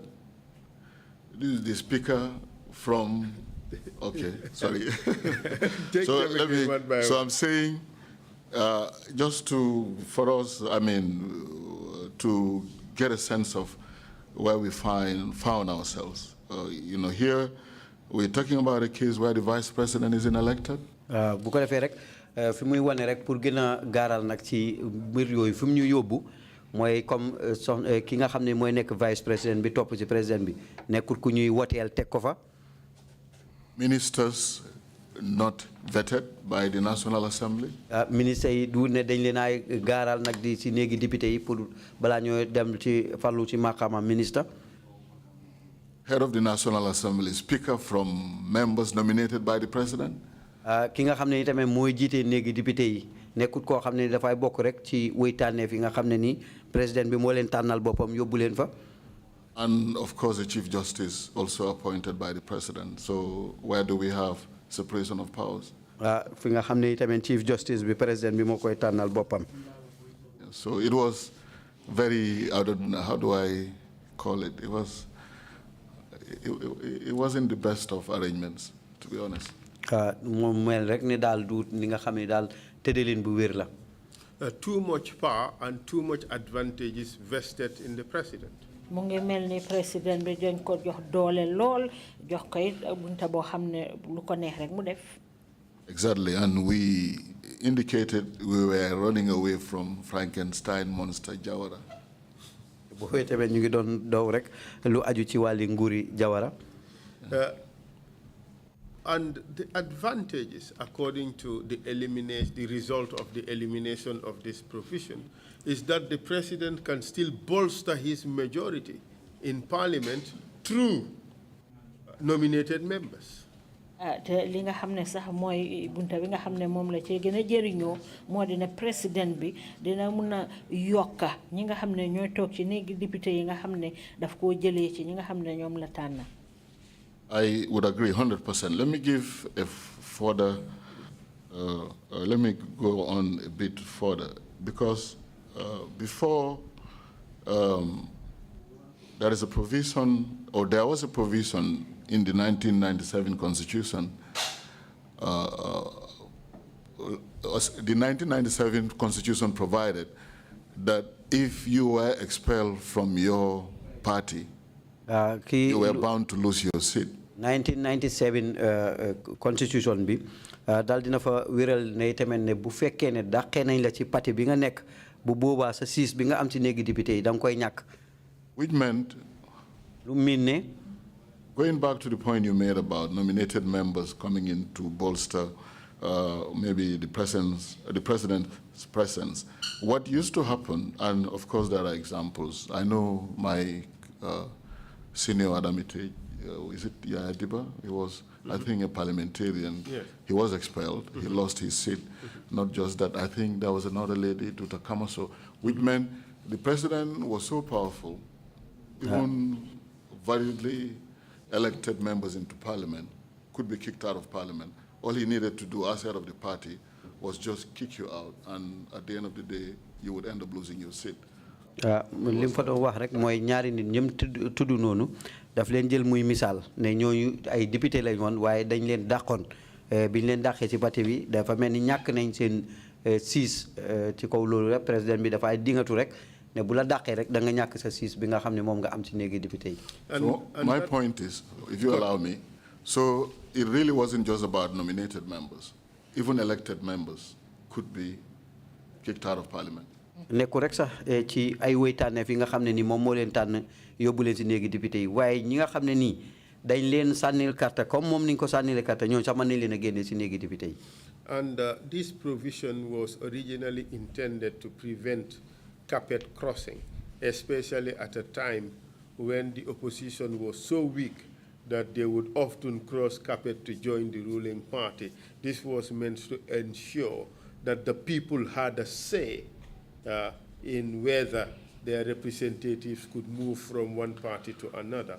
But it was abused to give the executive the power to really terminate the election of members of parliament from within his own party. That's very correct. It really wouldn't matter how popular that parliamentarian was, or maybe how many votes he or she might have won. So yes, it was meant for that, but unfortunately not how it was applied. Perhaps this could be interpreted. Yeah. It has basically removed the importance of a party whip for the ruling party.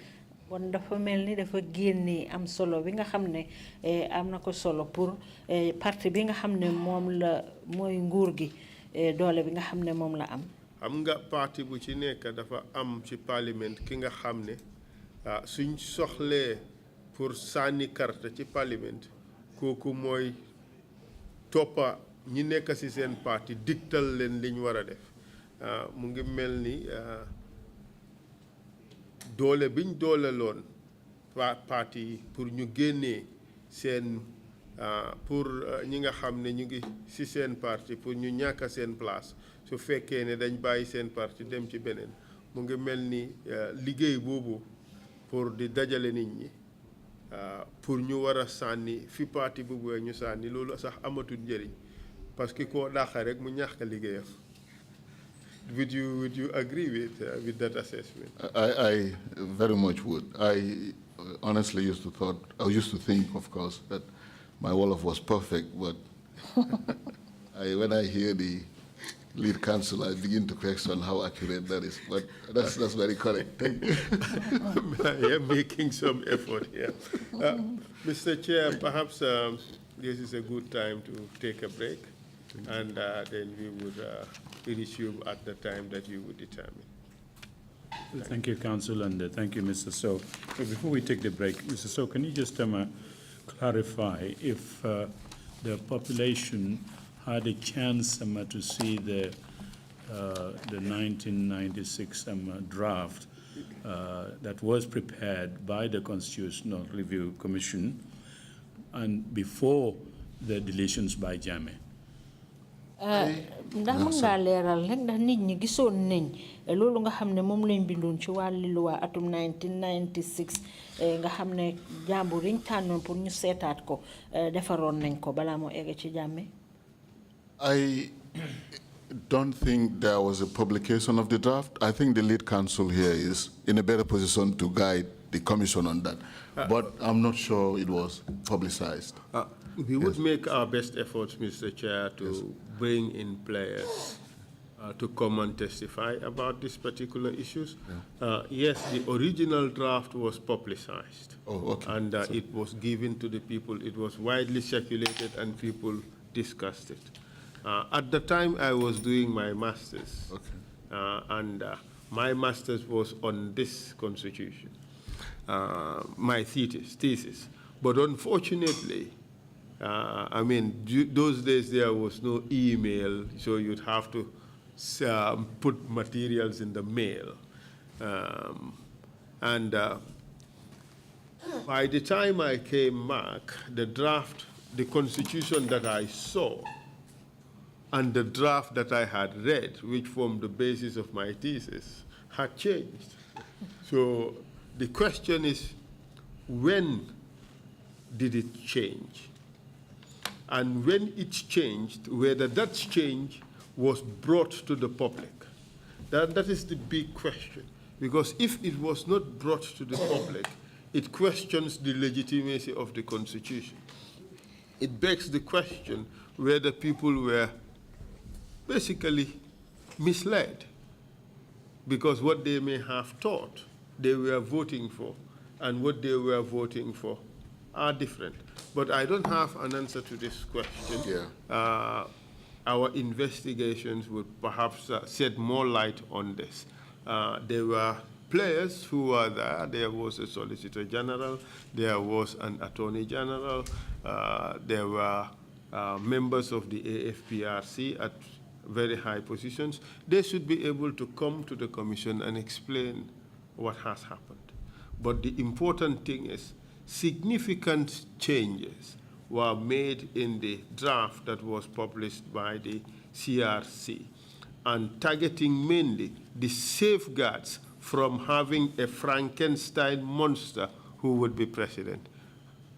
So the population was not blindsided? I don't know. And that would be the subject of this inquiry. Thank you very much. Among other things. We will come back at 12:30. Thank you. Thank you. Meeting is adjourned. Thank you. Thank you.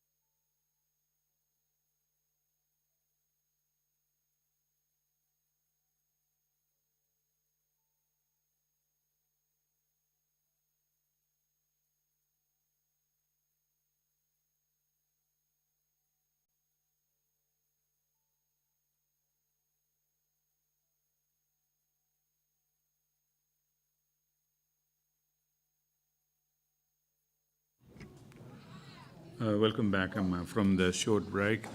Council, if we're ready to continue, please proceed.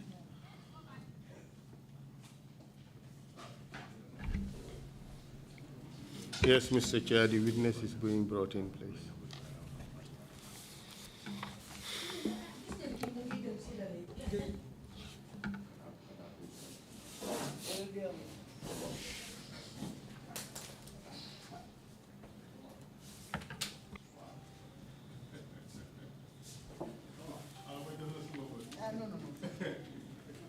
It was not meant for the women, it was meant for the men.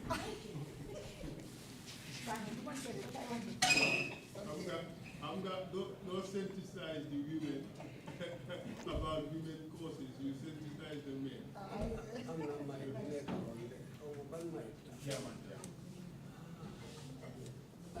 No, it's picking everywhere.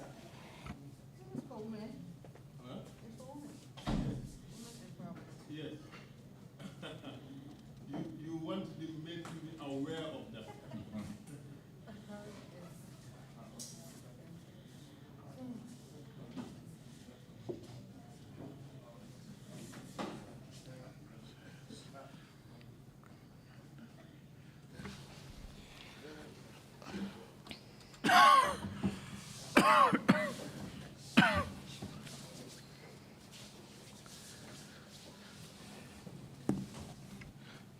Welcome back, Mr. Sow. Mr. Sow, ñu ngi laa dalalaat beneen yoon. Thank you, Lead Counsel. Lead Counsel. Many of you, Mr. Chair, are surprised to see women empowerment mugs on the tables. There's a group of women who are raising funds for women's causes. So in support of their cause, I bought these mugs and to be delivered to the men in the TRRC to further sensitize the men about women issues. So enjoy use of these mugs and use them so visibly that they would also sensitize others about women causes. Thank you very much. Mr. Sow. Thank you. Very kind of you. Thank you very much. We were talking about some of the changes to the 1996 draft that was presented to the junta. It really would not matter much at the end of the day whether the revised draft was also presented to the people in a way that the people would understand the extent of the changes and what these changes meant. Because at the end of the day, the people voted. And the vote of the people gave it that stamp of legality that was necessary for the Constitution to become the Constitution. But what is important, in my view, is the fact that we are able to show that changes that would have strengthened our governance structure were deliberately removed from the Constitution in order to build the true Frankenstein monster, which we eventually had. And that is the important take from this. Because these are also lessons learned for the future. Do we allow a constitution that is so weak that, we can have somebody as president who could claim that he should be crowned king, like we have heard in 2013 onwards. So let's continue with some of these points that you have raised in your submission. We've dealt with the appointments to various institutions. That's right. And you said the vetting provisions for appointments to those provisions were removed by Jammeh. Most of them. Yes. And the effect of that was to remove the power of Parliament to really decide that, okay, we would accept this person, we would reject that person, has been taken out. That's correct. Yes. And léegi dafa mel ni ñu eggali rek fañ emoon ci mbiri doole bi nga xam ne mënoon nañ koo jox waa néegi député yi pour bépp borom ndomba tànk boo xam ne jël nañ la liggéey ñu war a segga say mbir ba xam ne yelloo nga place bi ñu door la koo jox waaye nag luwaa boobu moom Jammeh daf ko teggi woon loolu yëpp jubluwaay bi rek mooy pour bañ a dooleel ñi nga xam ne ñoo nekk ci dégg député yi pour moom li nga xam ne moom la bëgg a mu dox rek mu mun faa dox. According to your write-up, there was also a provision on challenge to election of president. li nga xam ne moom nga binday tamit wane na ci am na bunta boo xam ne taxawaloon nañ ko pour nag ñu mun a ŋàñña li nga xam ne moo di anam yi ñoo tànnee njiitu réew mi. That's right, Council. waaw loolu dëgg la Council. Lead Council. Please tell us about this particular issue. waaw léegi wax ñu nag mbir moomu naka la tëree. Yes, the 96 draft provided any registered voter could mount a challenge before our courts, challenge whether somebody was validly elected as president or not. Any registered voter could do that. képp koo xam ne nii nag watekat nga rek mënoon nga am yelleef pour diingat li nga xam ne ni mu ngi jëm ci wàlli place yooyu. I don't have to explain how important that is, as in irrespective of where you're located. For as long as you dissatisfied with the election, you could mount a challenge before our courts. bu ko defee rek du xaajoo sax pour ma biral nag li nga xam ne ni mooy njëriñ li ci lalu rek ak fi nga mënte nekk rek ndégam daal kuy wate nga rek boo fekkee ne am nga ñaari xel ci li nga xam ne moo faxee ko ci wate boobu mën nga koo dingat. That too got changed. boobu tamit wecci woon nañ ko. Registered voter was changed to a registered political party or independent candidate that took part in the elections. bu ko defee nag registered voter di li nga xam ne mu ngi aju ci wàlli watekat bi boobu wecci woon nañ ko def koy tamit registered political party di parti boo xam ne dafay taxaw ci wàlli politique ak tamit which one again.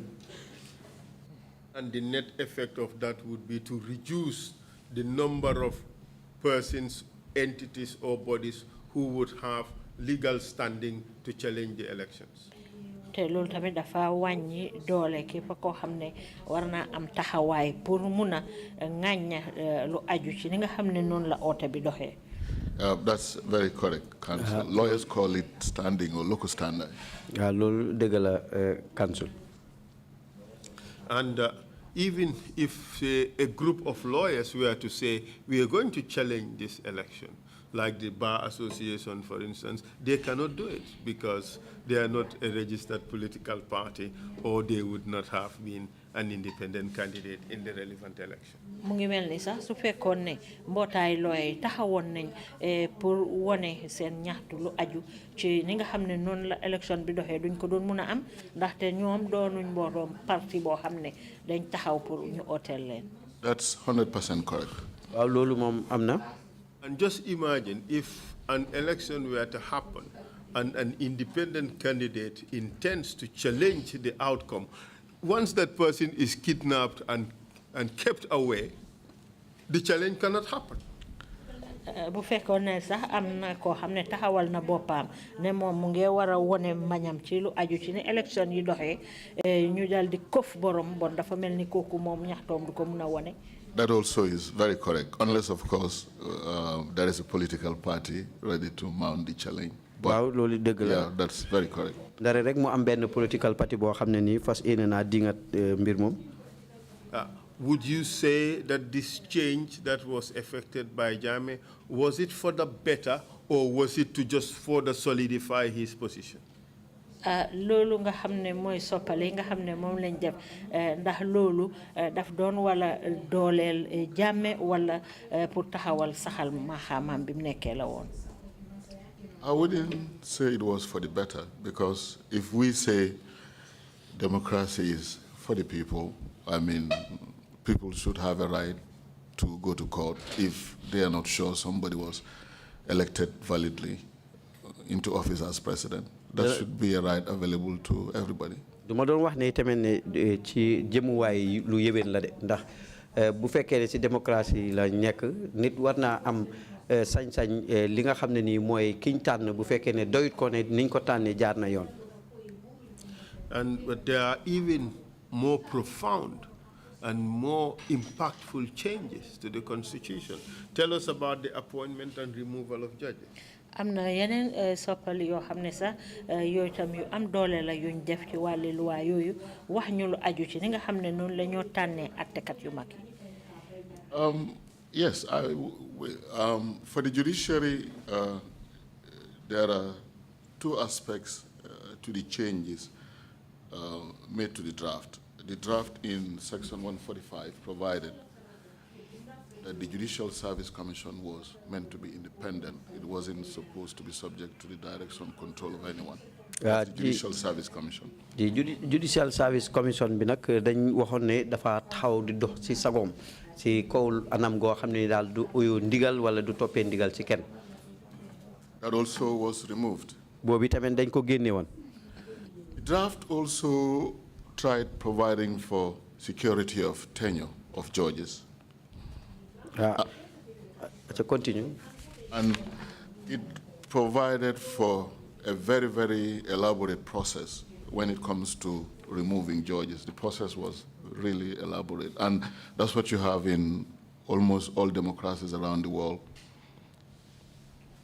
Tey tamit nag loolu moo dëppoog li nga xam ne ni moo am ci démocratie yi dox lépp ci àdduna bi.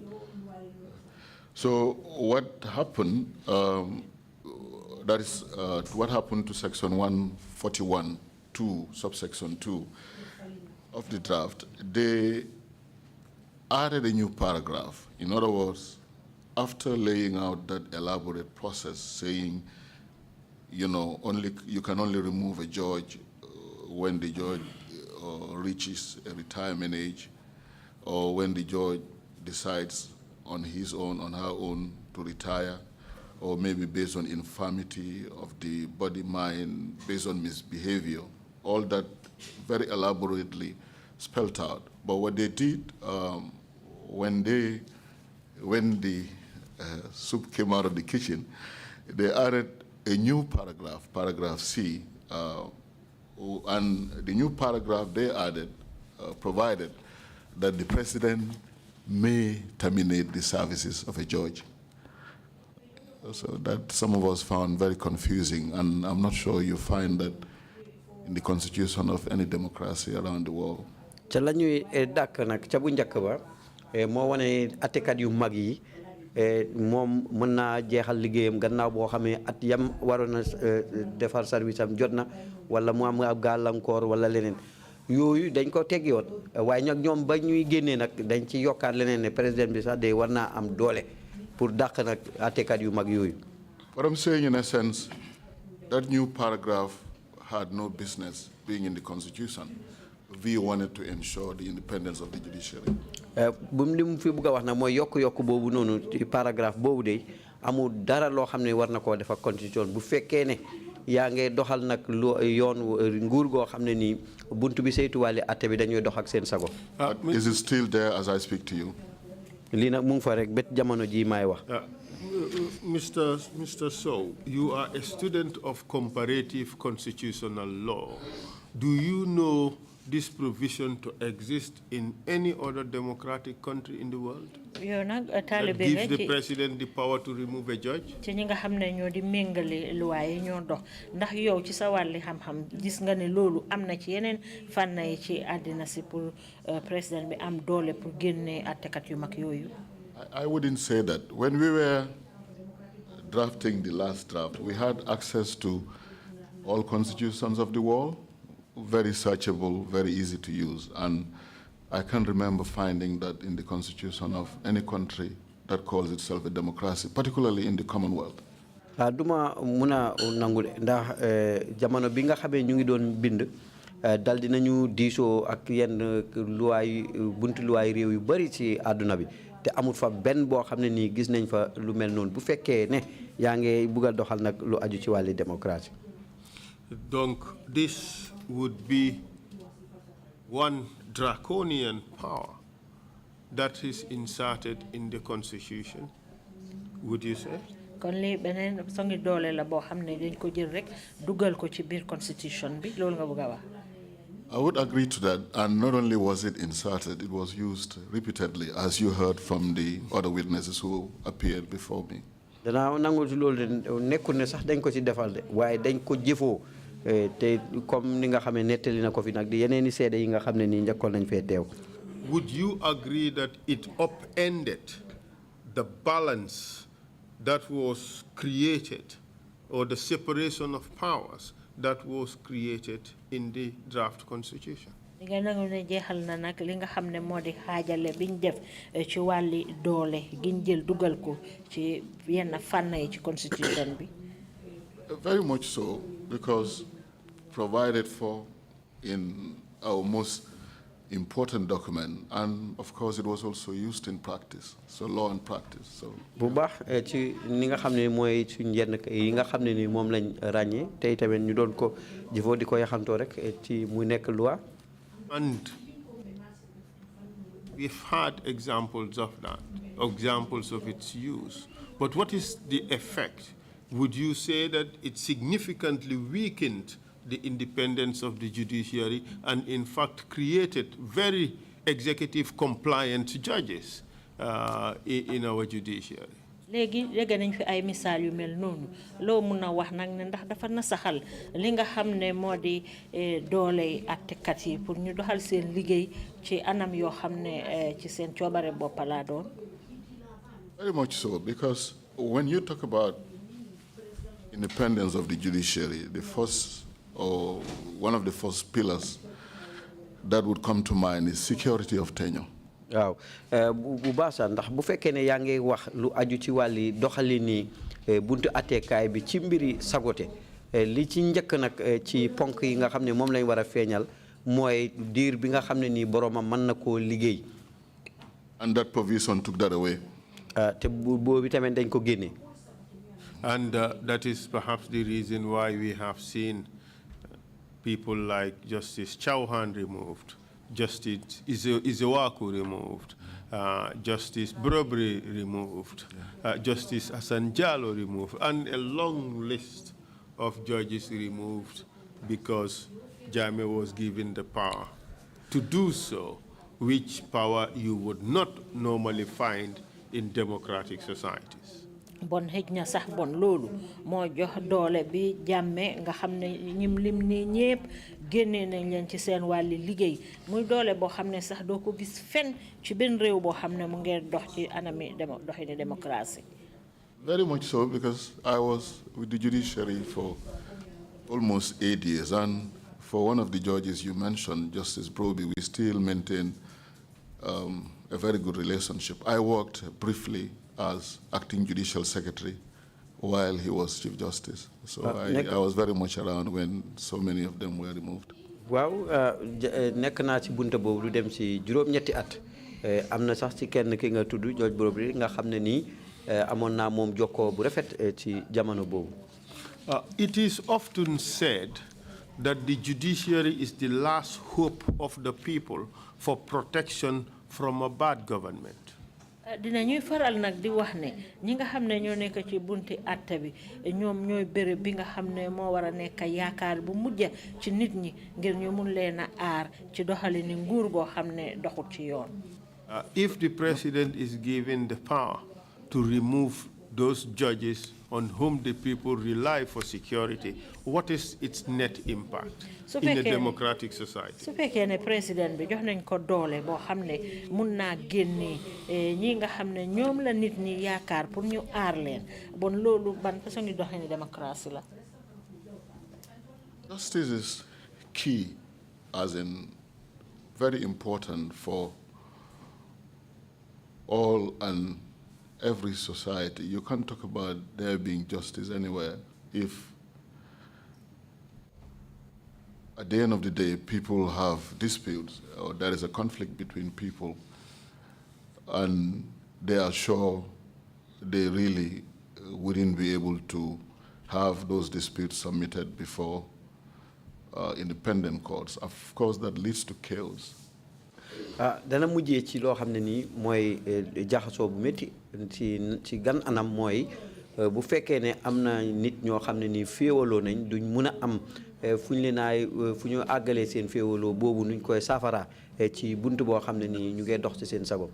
And it's not just about the effect it would have on ordinary people, even investors. Some of the first questions they always would ask is how independent your judiciary is. Amul rek ci ñi nga xam ne ñooy nit ñi dëkkee ci réew mi de waaye ñi nga xam ne nii ñooy génne seen koppar nar ko dépasse ci buntu marchandise ak yeneen ñoom sax li ñuy njëkk a laajte mooy seen judiciaire seen buntu àtte bi ñoom seen naka la seen sago tëddee. But Jammeh did not stop at having a power to remove the judiciary.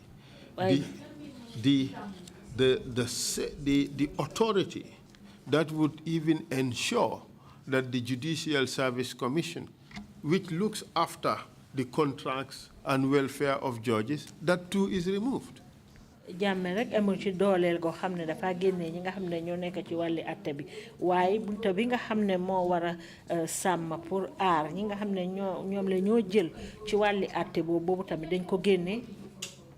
That's very correct, because like I said, the draft had a section, a subsection, which specifically provided that the Judicial Service Commission wasn't supposed to be subject to anybody's control or direction, but that didn't find its way into the 97 Constitution. So that was removed. Wow, ci draft bi li nga xam ne lañ bind am na fa xat moo xam ne nii wane na woon na ne daal yëpp mu ngi aju rek si sagute goo xam ne nii buntu attekaay bi dana ko doxe waaye nag ci biñ koy indi nag mu nekk loi ci atum 1997 nekkutoon fa dañ ko génnee.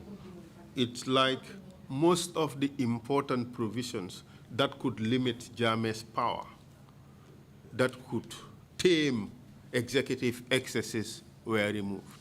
dafa mel ni lépp loo xam ne defoon nañ ko ci wàlli luwaa bi luy wàññi doole Jammeh ci jaay doole ci wàlli taxawaayam yooyu yëpp dañ ko génnee. Very much so, and if allowed, I will just repeat the point I made earlier.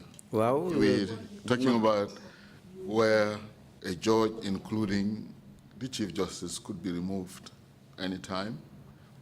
Wow, bu fekkee nag may nga ma rek ma delluwaat rek ci ponk bi nga xam ne moom laa fi gënoon a leeral rek gën koo dëgëral bu fekkee ne judge di attekat bu mag bokk na sax ne ki nga xam ne moo jiite attekat yëpp di Chief Justice mën nañ koo xëy rek génnee. Head of the National Assembly Speaker, who also the President could remove anytime he wanted. Ki nga xam ne moo jiite néegi député yi tamit bu fekkee tamit président man maa xëy rek génne ko. And we talk about the legislature being a co-equal branch of government. Te bu fekkee ne buntu bi saytu wàlli loi bi mooy beneen bànqaas la boo xam ne ni am naa yeneen bànqaas yi ci doxalini réew. And of course, vice president, ministers, in the case of the ministers, not vetted. In the case of the vice president, not elected. Ci bu fekkee ne ki topp ci moom vice president bi nekku ne dañ ko tànn comme moom ak ministre yi bu fekkee ne jaarale wuñ leen ci yoon bañ leen naay indi ndax moom mooy seet rek tànn ko neex. So I would say 100% control. Kon nag naa xam naa la wax ne xaaji téeméer bu nekk téeméer yi yëpp la ca am. But it's even worse, much worse than that, in view of the supposed immunity clauses that they put into the Constitution. Why loolu bentay gën naa bon sax ci li nga xam ne moo di maanaam ni kiiraay bi nga xam ne moom lañ jël dugal ko ci biir li nga xam ne moo di wàlli luwaa bi. I would agree. The draft did not have any immunity clause, but if you look at the second schedule to the 97 Constitution, you would find a few provisions that give not only the AFPRC, even the government at the time, immunity of what was called official acts. Yes. Wow. That's right. Bu ñu ñëwee rek ci mbir moom mooy immunité nga xam ne nii mooy def dara te kenn du ko topp loolu rek feeñutoon ci buntu boobu noonu rek waaye nag ci APRC de waaye nag ñi nga xam ne nii tamit sax ñu ngi leen liggéey ci nguur gi ci jamono boobu. And if you allow me, I also wanted to emphasize, not only did we have immunity clauses inserted in the draft, those clauses were made unamendable. Let me repeat, unamendable, as in, if you look at the Constitution, there is a part, 97 Constitution, that says the National Assembly cannot even look into changing these provisions. So not just entering, but unamendable. bu ko defee rek am na xat yooyu noonu nekkul nag xat boo xam ne dañ ko tënk ne boo ko waree wecci da nga war a jaaraat ca wote day daal waaw waaye bii am na si xat yoo xam ne nii dañ koo teg ne kenn mënut koo roxandi kenn mënut koo génne néegi député yi sax joxuñ leen motaay googu noonu pour ñu mën koo roxandi. It looks like Jammeh presented to us a constitution that allowed him to do anything he wanted, and nobody and nothing, no legal consequence could follow from that because of the immunity provision. dafa mel ni Jammeh moom dafa ñu indi tegal ñu ay luwaa yoo xam ne rek dafa dox ci coobareem nga xam ne amul benn luwaa boo xam ne mun na koo teggi ngir maanaam kiiraay boobu nga xam ne moom la iree boppam. That's very correct. But fortunately, we recently had a very important judgment from our Supreme Court clearly saying there really isn't any kind of immunity for human rights violations. waaw dëgg la waaye nag jamono ji am nañ ay dogal yoo xam ne ni mu ngi tukkee ci suñ code yi gën a kawe pour wax demel ni daal amul benn càngaayal kiiraay boo xam ne nii mu ngi aju ci wàlli xëtt yellee fi doomu aadama.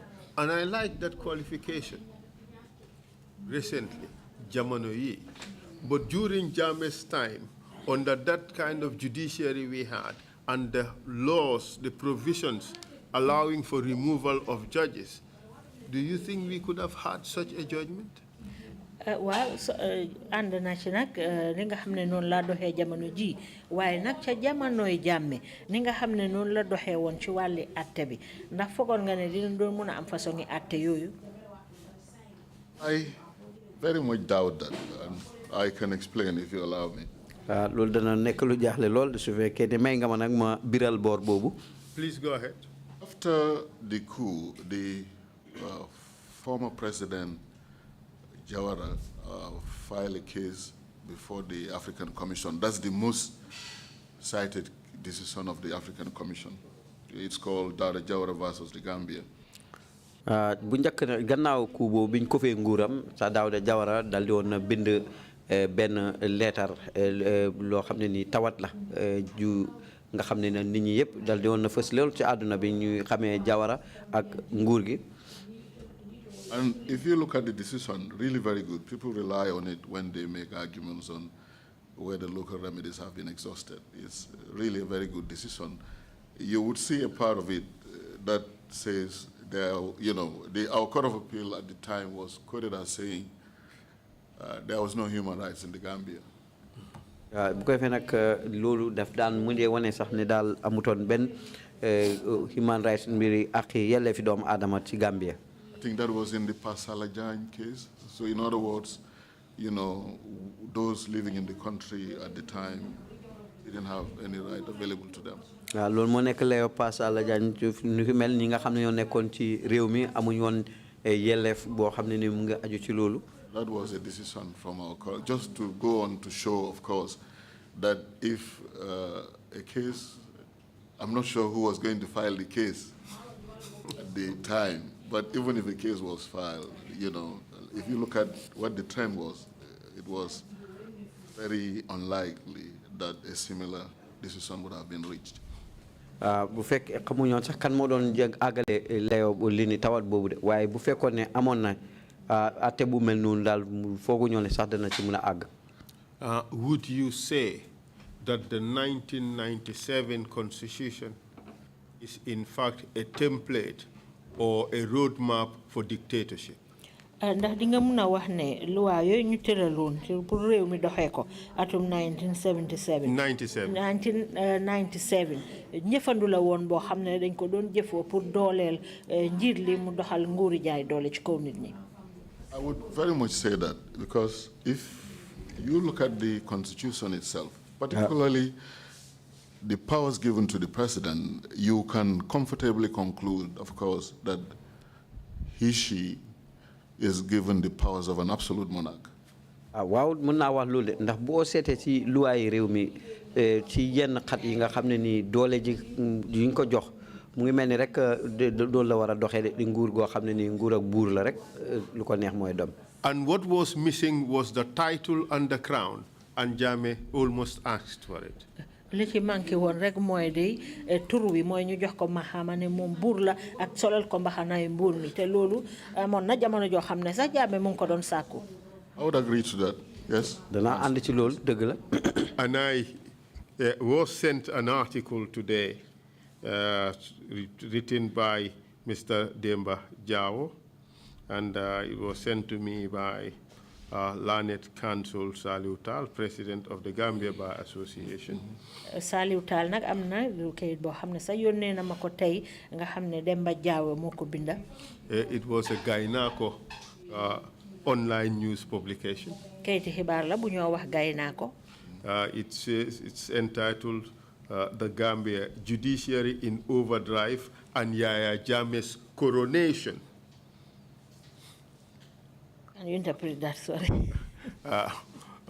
Mune munko tude ne mbota yi ategi mung ci daw gudut jeex overdrive ak naka la ñoo waxee coronation falute buur bu Jammeh. And in the paper, in the article, he has indicated several demands or requests by members of parliament or statements by members of parliament arguing that Jammeh should be crowned king.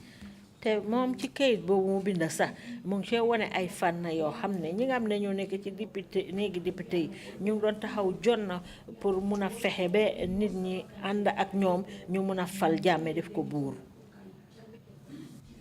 I honestly wouldn't be able to confirm, but of course I was here around that period, and of course there was a very strong rumor that we were heading towards that direction, but it's not something I can independently confirm. Some people said that he had already bought a crown, okay. which we have not seen. But this is what Mr. Jao, I believe it's Mr. Jao. Yeah. This is what he said in the paper. Amna ñu wax sax ne de jotoon naa jënd mbaxana buur moomu pour ñu fal ko waaye nag gis jotuñ koo gis ñun waaye liñ binda nii ci téere bi foog naa Jaawo moo ko binda. He says, however, it is quite unlikely that the Gambia Bar Association would have any legal authority left to accomplish their desire for job security and judicial independence, considering that Yaya Jammeh's coronation as king has the approval of Banjul. te ba tey tamit foog naa ne daal ñi nga xam ne ñoo nekk ci bunti atte wi amuñ woon doole boo xam ne teg nañ leen ko pour ñu mun a nangu ne Jammeh dinañ ko jël fal ko def ko buuru Banjul. This is due to the fact that last week lii moo li ko waral sax mooy ne bés bu ay bële ñu génn in what can only be described as a stunning and jaw-dropping display of craziness. li nga xam ne mun nañoo waxee rek ne ay jëfin la boo xam ne di jëfin nit ku àndut ak xelam. I repeat, jaw-dropping display of craziness. Two National Assembly representatives from Banjul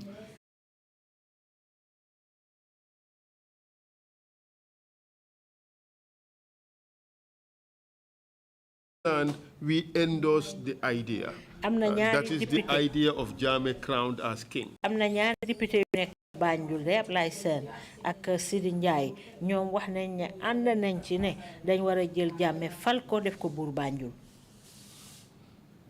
I mean, I'm sure Mr. Jao was speaking from a position of authority, so I can't dispute that. yaakaar naa Jao mu ngi doon wax nag ci anam goo xam ne ni nag ci taxawaay bu am bu wér la te tamit mënuma wérante loolu. And the article went on to say that this was supported by other members of the National Assembly, and he cited Abdou Jaju, National Assembly member of Combo Central. te mu eggali tamit di wax ne sax day am na yeneeni député yoo xam ne ànd nañ ci ñaari député yooyu li ñu wax tudda na si sax Abdou Jaaju. So our 1997 constitution was so bad that all we needed for Jammeh to be king was a coronation ceremony and a crown. Bon nag dafa mel ni suñu luwaa yooyu nga xam ne moom lañ taxawaloon ci kayiti luwaayam 1997 tollu woon na ci anam yu bon yoo xam ne li desoon rek mooy ñu jël Jammeh fal ko def ko buur.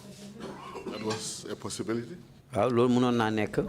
But he was not contented waaye nag moom day doylu wutoon with that very weak governance structure we had in this 1997 constitution. ci doxalini nguur gu nasax googu nga xam ne moom lañ am ci biir 1997 constitution bi. He later continued to make significant changes in the constitution. ba léegi de mu continuer rek di def ay soppali yu bari yoo xam ne def na ko ci constitution 1997 boobu. Completely eroding it of all the vestiges of temper, all the vestiges of common sense, all the vestiges of control.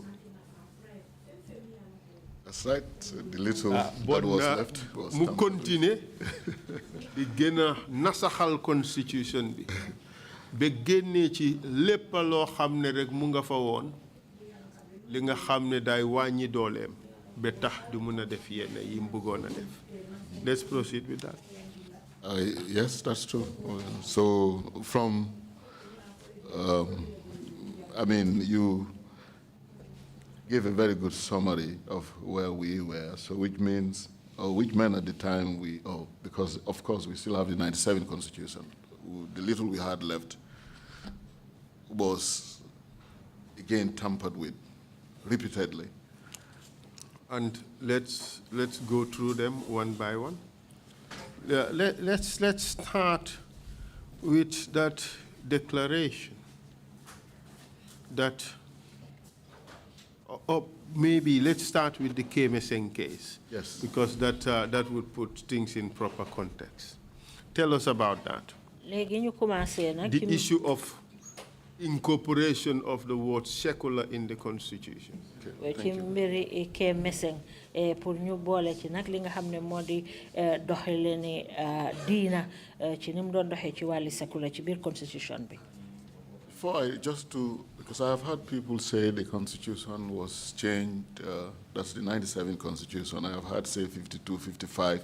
I can't independently verify because I really haven't done any study on the number of times. But I can give examples of changes that were made. And a very good one would be the series of changes that were made in 2001. Atom 2001. Act number 6 of 2001? Yes. And the first is with respect to Section 1. ci wécceeku yi nga xam ne ni nag moom lañ ci jota def nag mënumaa xam lim bi nu mu toll waaye nag buñ bi gën a fës nag ci atum 2001. Section 1 of the Constitution provides that the Gambia is a sovereign republic, or sovereign state, I would say, yes. ci xat mu njëkk bi nag wane na réewi Gambia nekk na réew moo xam ne réew moom boppam la. In 2001, government sought to change that by adding secular to the section, specifically Section 1, subsection 1. ci 2001 nag nguur gi am wécceeku boo xam ne nii moom lañ roqandee xatum ñaar fukk ak benn lu aju ci wàlli secular bi nga xam ne mooy doxalini mbiri diine gi niñ ci amee. déedéet secular mooy ne nguur gi jëlut benn diina def ko diina bu réew mi. waaw. Thank you. Okay. Important for me to point out that Section 1, then even now, is entrenched. I will explain for the benefit of the audience and all those listening what I mean by a clause being entrenched and what it would take to have an entrenched clause changed.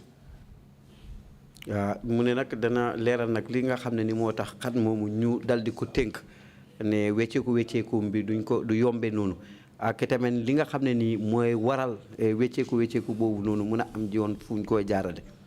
Section 226 of our Constitution has provisions on how you go about amending provisions of the 97 Constitution. dafa am doxalin boo xam ne moom lañ jël ci ni nga xamee noonu la ñooy roxandee lu jëm ci wàlli xat yi nga xam ne ni feeñ na ci constitution di luwaay réew mi. Important to point out that not all parts of the Constitution are entrenched. nekku rek ne bunt yëpp nekk ci buntu luwaay réew moomu yëpp dañ koo tënk.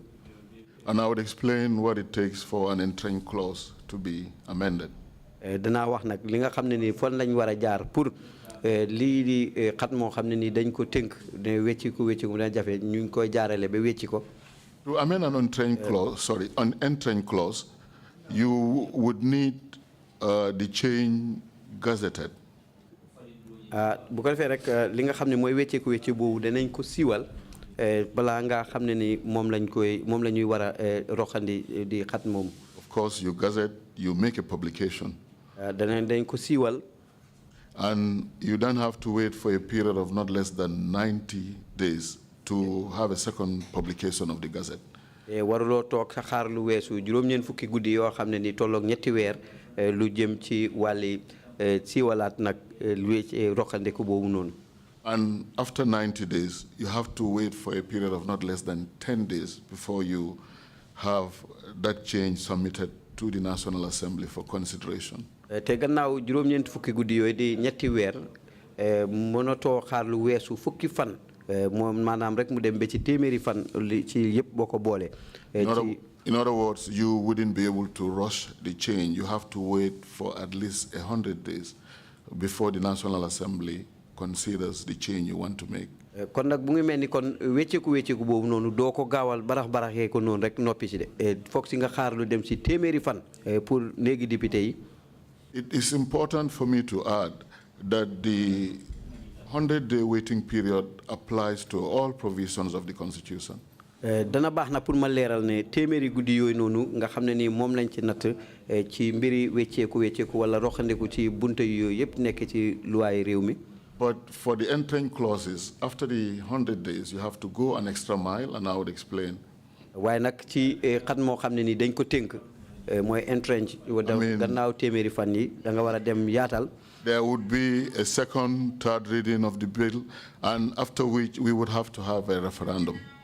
kon nag dana am ñaareeli bunte boo xam ne dañ ko joxe gannaaw loo xam ne dinañ am woote waaw ak déet. And for the amendment to pass, you would need more than about at least 50% of registered voters to vote at the referendum. te bu fekkee nag ne pour loolu dafa dañ ko war a dëgëral foog si rek ci xaaji téeméeri mboolem koo xam ne am na carte pour wote juróom fukk yëpp danañ war a wote ji keroog. And 75% of voters must vote yes for the change to happen. te juróom fukki yooyu nga xam ne ñoo wote ci téeméer bu nekk. juróom fukk ak juróom yooyu. juróom fukk ak juróom yi nga xam ne ni ñoom ñoo wote ci téeméer bu nekk ci wote boobu foog si rek nga am si juróom-ñaar fukk ak juróom si xaaji téeméer bu ne.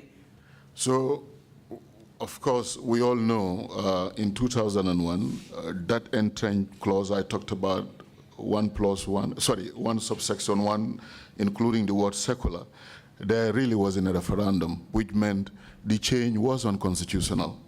kon nag dañuy gis nag ne ci atum 2001 wecceeku boobu nga xam ne defoon nañ ko ci am lu jëm ci wàlli secular boobu noonu dafa mel ni amul defu ñoon jaarale ñoon ko ci référendum te kon wecceeku boobu wérutoon. To put it in simple terms, that change was unlawful. pour gën a ko teg ci anam yi yomba rek loolu li mu wone mooy ne soppale yi ñu defoon noonu dañ ko def te jaarale ko ci luwaa. That's very correct because we did not follow the procedure laid out in the Constitution. There was no referendum at all. waaw loolu dëgg la ndax jaaruñ ci sarta yi nga xam ne ni foofu lañ war a jaar yu dëppoog yoon ndax defuñu woon wote déet ak waaw nangu wala bañ. muy referendum. And this matter was taken to court. That's right. mbir mi yóbbu woon nañ ko ci court bi. That and other problems related. But to just cut the story short, Mr. Kemeseng Jammeh mounted a constitutional challenge. Mr. Kemeseng Jammeh nag moom dingat bi mu doon dingat mooy lu jëm ci wàlli loi. And our Supreme Court held because the change did not comply with the process laid out in Section 226. It was null and void, of no effect. Ndax wecceeku boobu doon dëppale woon ko ak xatum téeméer ak ñaar fukk ak ñaar tax ni nga xamee ni daal mooy dañ ko dàqoon mu nax saay daal. Surprisingly, the Supreme Court made the decision in 2001, but we still have the same word in Section 1, subsection 1. Supreme Court bi nag di court bu mag bi nag dogaloon na waaye ba léegi rek ñu ngi ko am nag ci atum 2001 ci section 101. I remember the recent judgment, the recent Yankuba Toure judgment before the Supreme Court.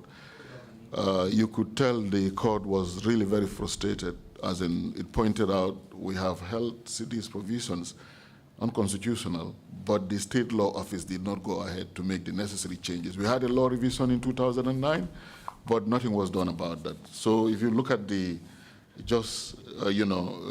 Yankuba Toure judgment just delivered as to whether he had immunity or not, you could tell the Supreme Court was really not happy because it made that clear. We said this is bad law. Why is it still in the Constitution?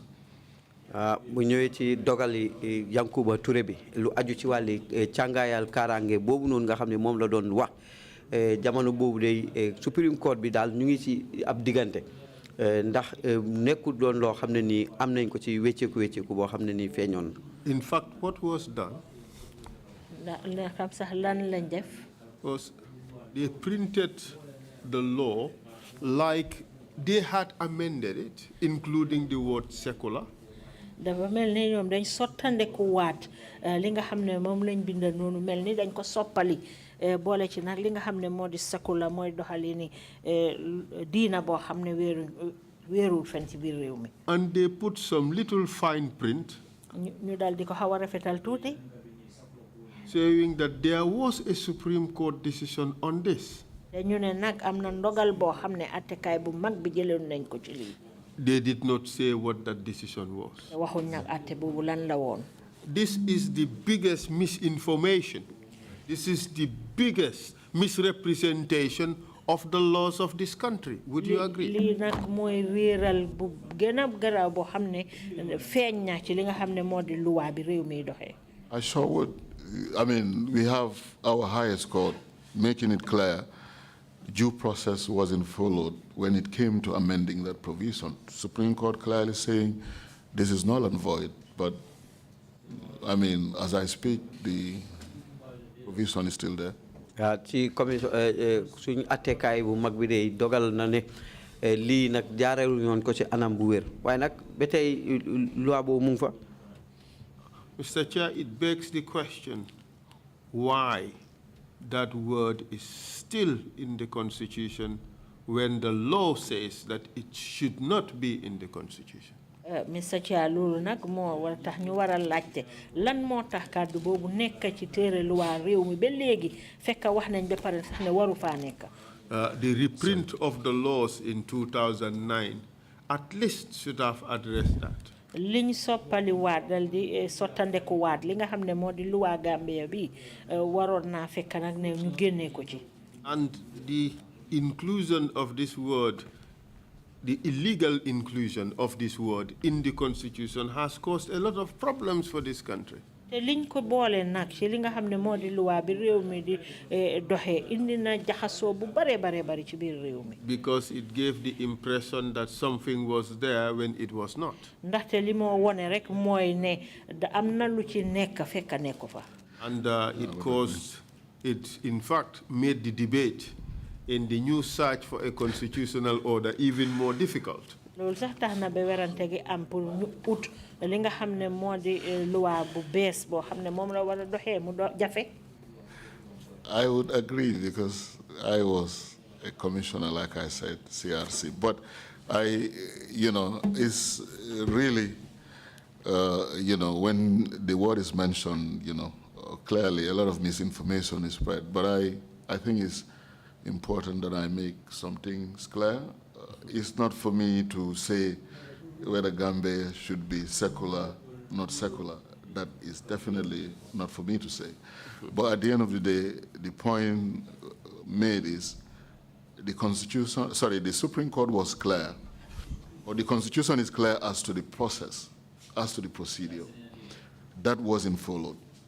And the Supreme Court came out to say the procedure wasn't followed. As a result, the change was null and void. So we would expect, if we want to call ourselves, a democracy, rule of law, not rule of men or rule of the few or something of that sort, I think it's important we comply with the provisions of our own constitution, particularly if there is a pronouncement from our highest court on the issue. So it's about process, not about the merits of whether we should or not have it. Yeah. But could you say that in Wolof to aid the interpreter? Really? What kind of Wolof? Okay, fana. I said earlier that I thought maybe that you speak better Wolof. What I'm trying to say, money. Suma togaay bi du pour oote ndax dañ wara am secular si suñ constitution bi mbaa waruñoo am secular awma doole boobu jege ñu ma sax am doole bi waaye loi bi dafa teg i sarta ne section xaaj bi ma tudda noonu balaañ ko wecci dañ war a am référendum di amut Keme Seng Jammeh dem court Supreme Court bi ne wecci bi àndut ak yoon kon nañ génnee wecci boobu noonu si constitution bi waaye ba léegi nii loolu mënta am so du pour man toog ne nii ak nii la war a demee yëpp ñu ngi wéeru si lu constitution bi wax ak suñ court bu gën a kawe si réew bi moom it lu mu dogal. But another interesting thing happened. Well, am na leneen lu am solo nag loo xam ne xew na de. They left the word secular in the constitution. Dañ ci génne baati secular mooy benn diina bu réew mi war a doxee. So if anybody were to go by what is contained in the constitution, so képp ko xam ne na war naa jëfoo li nga xam ne moo nekk ci biir constitution bi. It means that there was no religion adopted by the state. Bon li mu tekki rek mooy ne amul benn diina boo xam ne réew mi moom laa doxee.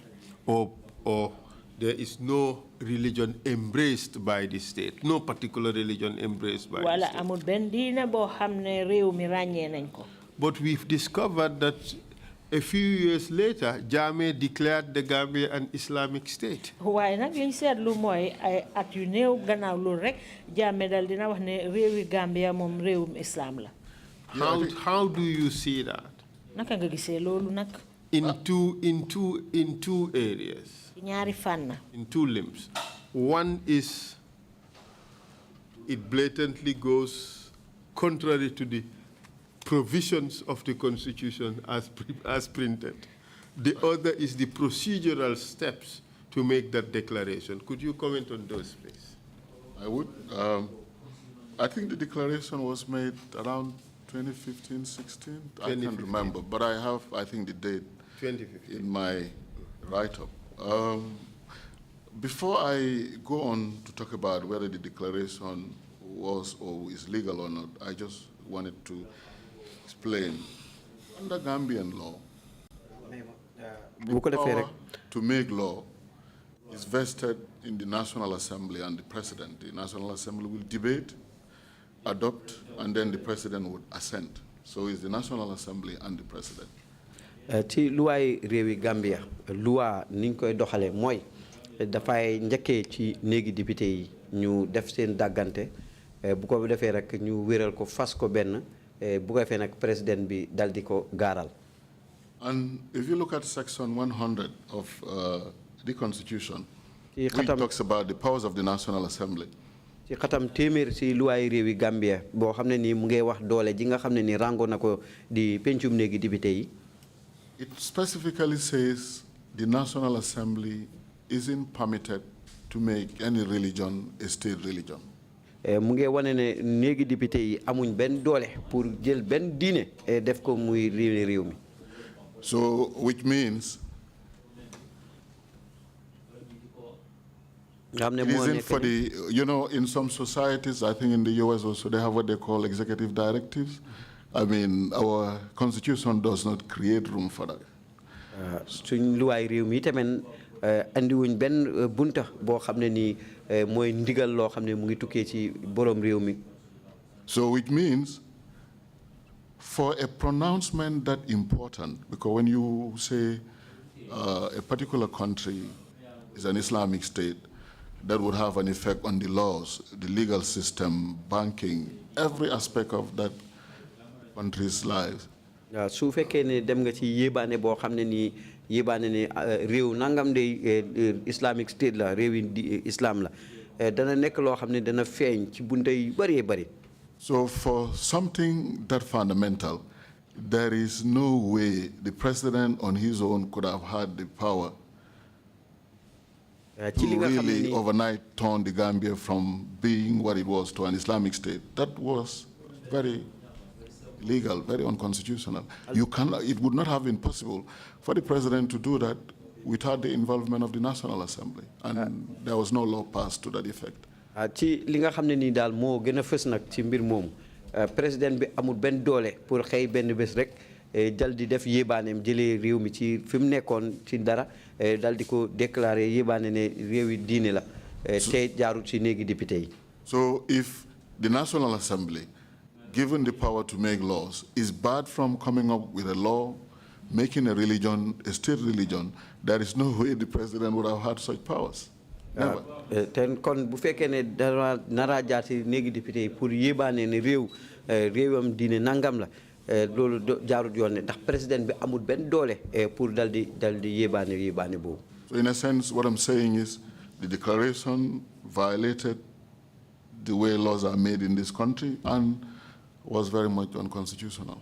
Te kon nag dafa mel ni ci li may wax naa mooy déclaration boobu noonu dal dina xërt anam yi nga xam ne ni noonu la ñuy doxalee loi fii ci biir réew mi te kon nag dëppoowut ak yooni loi réew mi. After all, our constitution provides for the right to practice a religion of your choosing. Ba pare tamit suñ loi réew mi dal dina joxe nag doole pour nag képp koo gis ci réew mi mu ngaa doxal diine ji nga xam ne nii moom nga gëm. Whether the decision was the best thing for Gambia or not, ndax xalaat boobu mooy woon li gën pour Gambia wala déet. the important thing here is that the president acted unlawfully. Li ci am solo mooy ne président bi day jëf jooj daf ko def te àndut ak loi. You agree? I would say that, yes, I agree, 100%. ànd naa ci. He tried to do something that is prohibited by the constitution. Mu ngi doon jéem a def loo xam ne loi réew mi daf ko tere. He tried to do something he did not have the power to do. Mu ngi doon jéem a def loo xam ne amul doole bi pour def ko. That's right. loolu dëgg la. You know, they say once bitten, twice shy. I remember when we rolled out the first draft, not the 96 draft, the recent one, we, of course, just like in the 97 Constitution, included a clause clearly saying National Assembly cannot pass a law making a religion a state religion. But, you know, the feedback we got from people that we should also have in a provision that would bar the president from doing so. ci kaw loolu nag comme natt na rek ne amuñ fi benn bunta boo xam ne nii amul benn diine boo xam ne ni dañ ko teg rek ne mooy diine réew mi la nguur gi doxe. I would say that was superfluous in the sense the president on his own cannot make laws. That's not how the Gambia is. That's not our legal system, as in, you know, our domestic law is. He cannot on his own do that. It was an insurance policy. Yes, we had to, yes, because, you know, concerns were expressed. So just to be double sure, we made sure that was done, yes.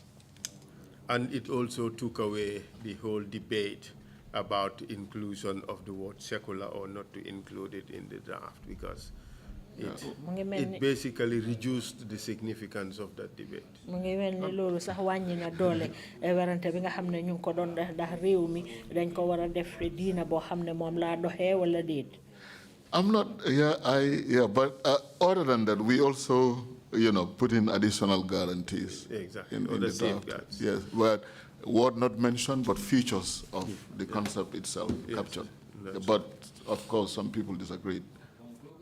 Which is their right to do so. But that all that were not enough for Jammeh. No. Loolu yëpp nag doyutoon de pour Jammeh. Yeah.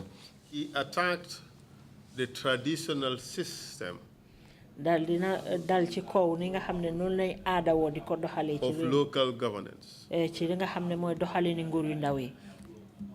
especially the alcalosip system. Surtout nag ci wàlli mbiri alkaali. Tell us about it. Wax ñu ci loolu. Yes. In the First Republic, and of course, in the draft that was submitted to the council,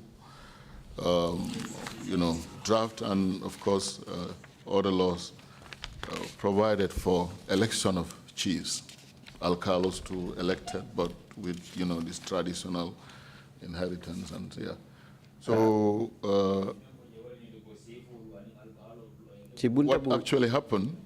Interpretation. Okay. Ci bunta bu njëkk bi ci jamono nguur gu njëkk di ci gàttal di nguuri Jawara li nga xam ne ni loolu la ñu àggale woon ci council bi liñ nattoon bokk na ci di woteek di chef yeeg borom dëkk yeeg yooyu waaye nag ci ñun suñ niñ aadoo ci ak ndonute lu jëm ci wàlli borom dëkk yaa ak yeneen. That was left intact in the original draft of the in the original constitution.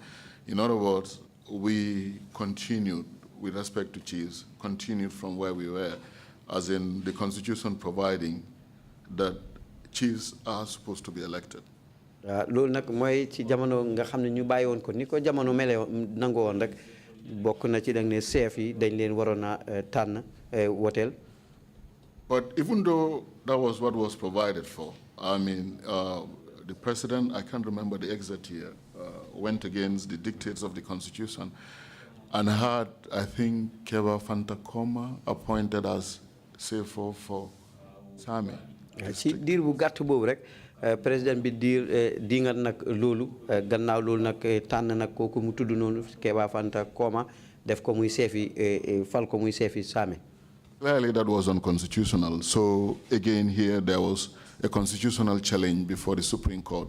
The case is called Jabi versus Kerwa Fantakoma and others. Yeah, loolu nag nekkoon loo xam ne ni dëppoot ak yoon moo taxoon sax ñu déggoon fi benn layo Jabi di layo ak Keba Fantakoma.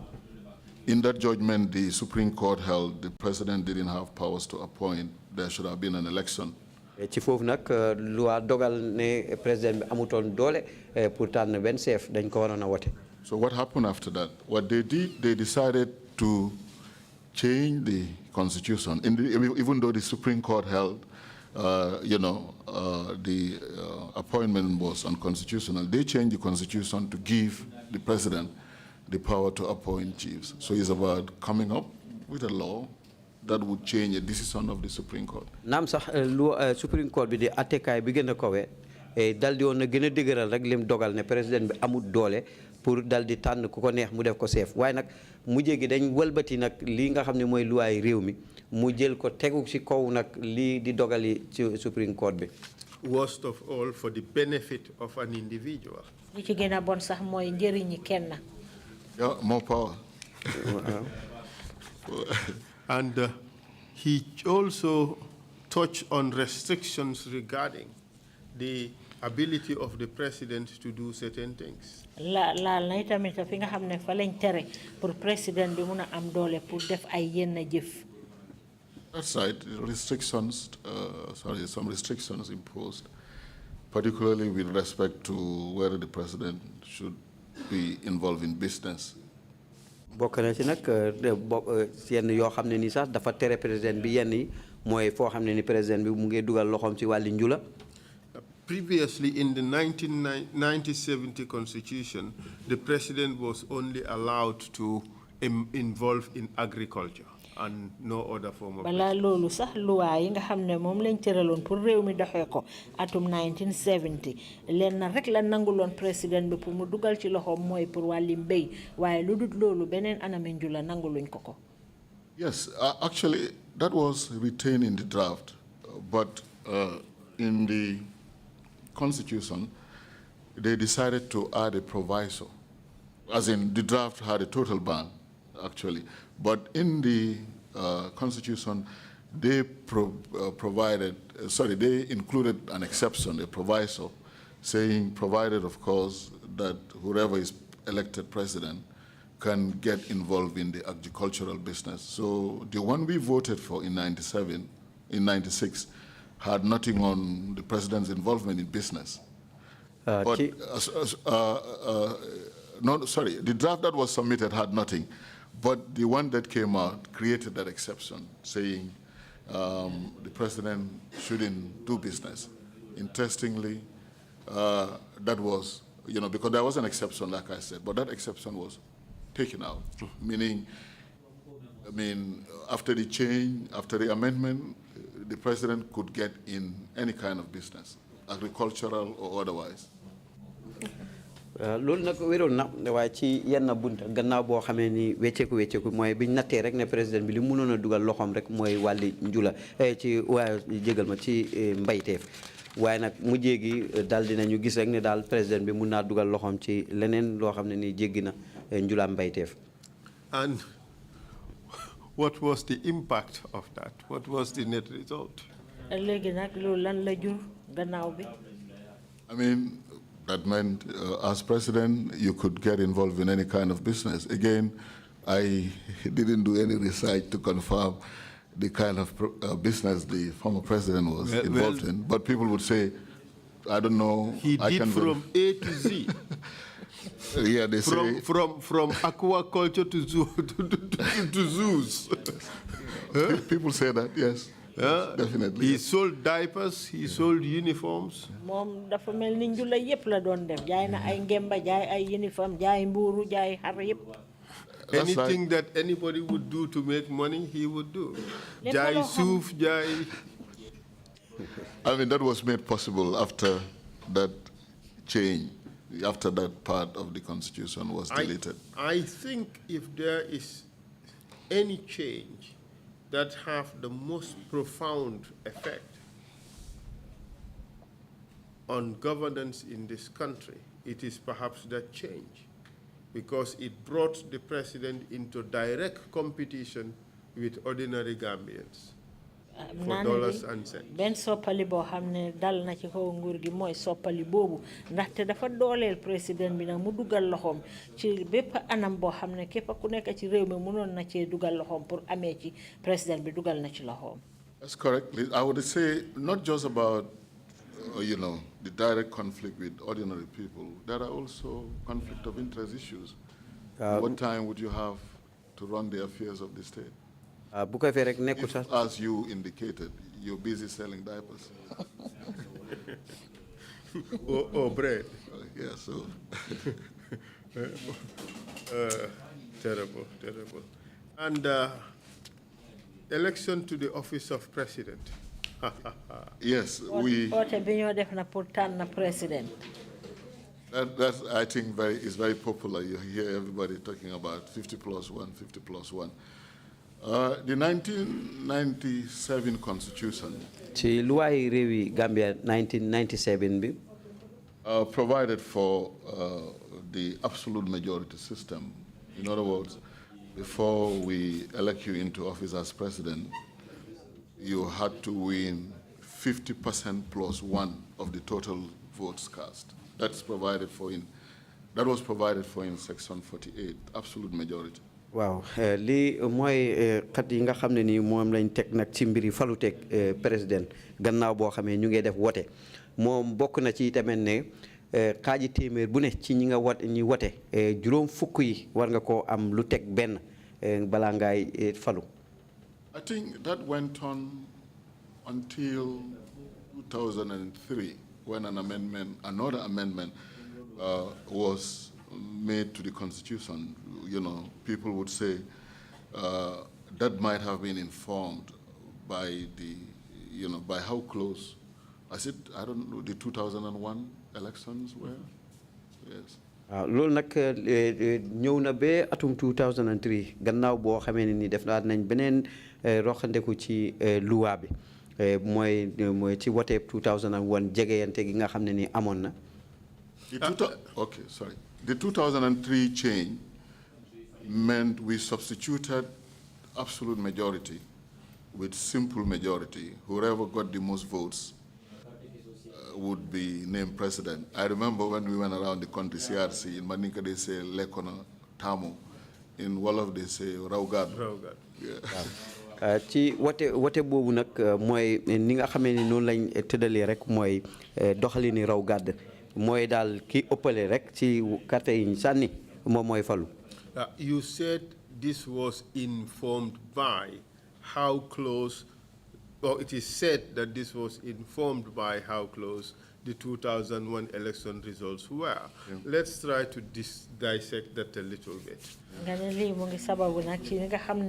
Ote biñ defoon 2001 jege ñaay bim jege ñoon moo ko waraloon mun nañoo dëgëral loolu. Is it that the calculus was that Jammeh probably would not have attained 50% plus one vote because of the closeness of the 2001 results? So he feared he would not get 50 plus one, so he changed the system to whosoever leads would win. ndax xam sax mën nañoo wax ne ndax Jammeh dafa tiitoon ci carte bi ni mu jegeñantee woon ci niñ ëppalantee woon ci 2001 election bi loolu moo tax nag ba bu wecci mbir yi ndaxte dafa xalaat ne du mun a am ci carte yi téeméer bu nekk juróom fukka bu teg benn moo tax mu wecci mbir yi ne daal ku raw tuuti rek sax ku raw gàddu daal yaa ki nekk président. That must have been the case, and the change still means you can have a president who might have won just about 20% of total votes cast. Well, loolu moo nekk rek ne minority mën nga am président boo xam ne ni mën naa gagné suñu seetee carte yi ñu compté bu ci amee ñaar fukk yu ko yoo xam ne rawee na ko sax nit. But that would also lead to questions, profound questions of legitimacy.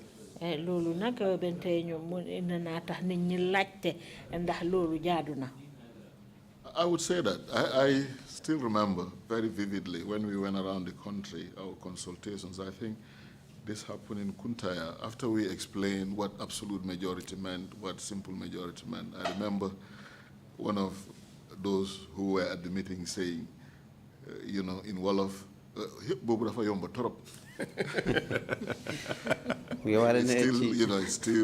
I still remember very, yes. That was in Kuntaya. And there were still further changes? Yes. Unopposed candidates? Unopposed candidates, yes. If that also was inserted in 2003, saying if there was no opposing candidate, the sole candidate would be declared president. Waaw mooy nekk rek bu fekkee ne amul kenn ku la dingat ci jamono boobu ki nga xam ne nii moom moo taxaw rek kooku dañ koy yóbbaale moo gagné. And there was also a change to the number of ministers. Amoon na it wecceeku buñ defoon ci limi minister yi. That's right. Maybe I'm not sure I addressed that in my write-up, but before I talk about the ministers, I think, is it section 63, if I am not mistaken? Very interesting. Maybe I would talk about the ministers. The change was made in 2009. Just to give you a sense of how confusing it was, even for us lawyers, to tell what version of the Constitution we should rely on. We were not sure at some point. I would give an example. Is it 60? 63 talks about the tenure of the president. Yes. The 97 Constitution in its original form provided anyone voted into office would be sworn in the day after the term of the incumbent expires. Loolu nag mu ngi wane tamit ne képp koo xam ne nii moom lañ wateel ba mu gagné dañ laay fal benn bés bu gannaaw bés bi nga xam ne nii diir bi nga xam ne nii ka fa nekkoon mandaam jeex na ci beneen bés bi ñu fal la yow. I think in 2001 that was changed to say 60 days after the election. After the elections. waaw loolu nag ci atum 2001 wecci nañ ko mooy nekk ne juróom benn fukki guddi gannaaw wote bi mooy ñaari weer. Unfortunately, that's the version you have online. tey tamit nag loolu moo nekk di dow. I remember I was contacted during the impasse by some international institution to advise on what the proper position was. I didn't know, so I referred them to the wrong law, just to realize eventually that that provision was actually changed later. loolu nag am na jenn jamono ci jamono féewaloo politique bi fi amoon di impasse bi ci diggante wàcc ak wàccuma ak falute gi. So 97 saying after the term of the incumbent expires, 2001 changed to say 60 days, and I think in 2009 they had it changed to go back to 2006. Sorry, they had it changed to go back to what it was in 97. So it was, you know, so and it was so that important for him to decide the date a new president assumes office. That's right. loolu sa amoon na solo ci moom nga xam ne dina mun a tànn ban bés la président bu bees bi di tàmbali liggéeyam. Now let's talk about. Witness, did you say the day after the expiry of the incumbent summer term or the date of expiry itself, not a day after? No, Otherwise you would have that hiatus. The day after the term of the incumbent expires. As in, sorry, at the expiry of the term of the incumbent. Yeah, so that would mean there is no, There's no gap. Right. But for me, I'm making this point in the sense, even lawyers struggle to know what the relevant law at the time was, because some of these changes were not publicized. So it was a big problem. And yeah, to your question on the number of ministers, until 2009, we had a provision which provided that the number of ministers, including attorney generals, should not exceed 15. In 2009, that was changed, and the section now says, you know, as many ministers as the president deems fit. ci atum 2009 waxoon rek ne boole si sax di office buntu ki say ministre bi saytu wàlli loi ak àtte ci réew mi warta weesu fukki ministre ak juróom waaye mujjee gi daal wane nañ rek ne daal lim bi dem rek ba li nga xam ne ni moo soob président bi.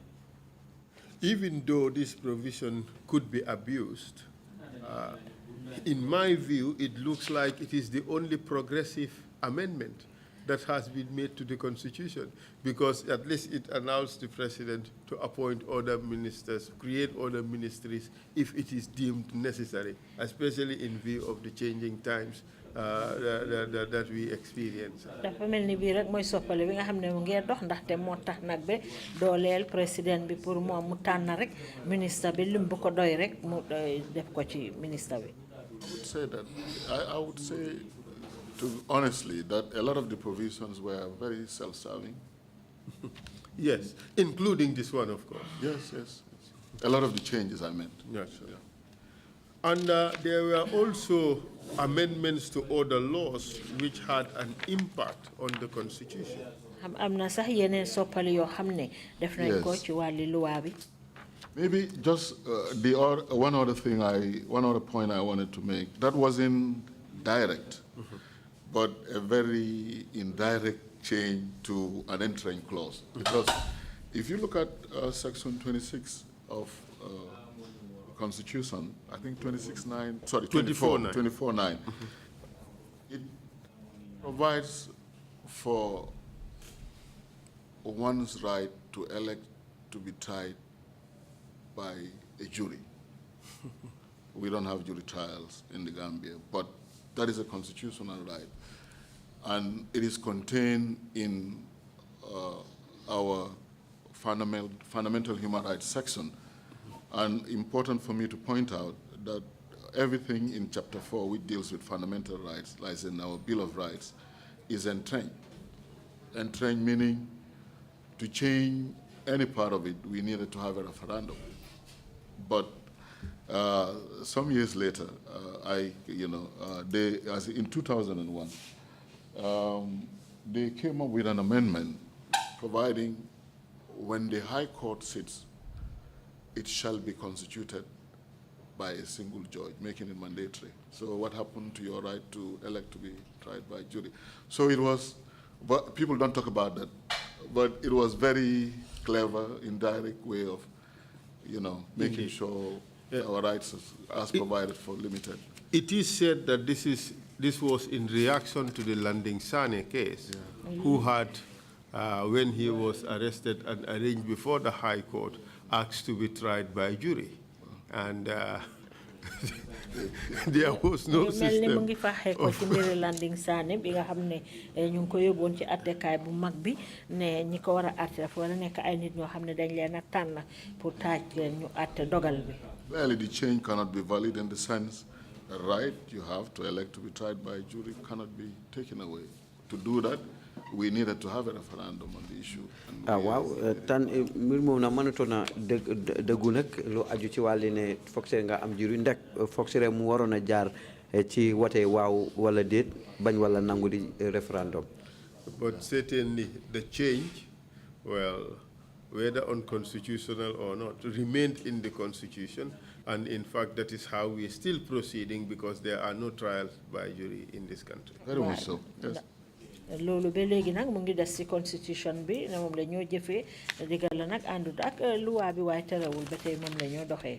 Are there any other issues in the constitution that are of serious concern to you? Ndax amna leneen lo xamne mu ngi nekk ci constitution bi lo xamne itel na la torop. I mean, there are lots more, and of course, I just gave some examples. Amna yu bari moy rek misal yi nga xamne ni joxe nako. That were made.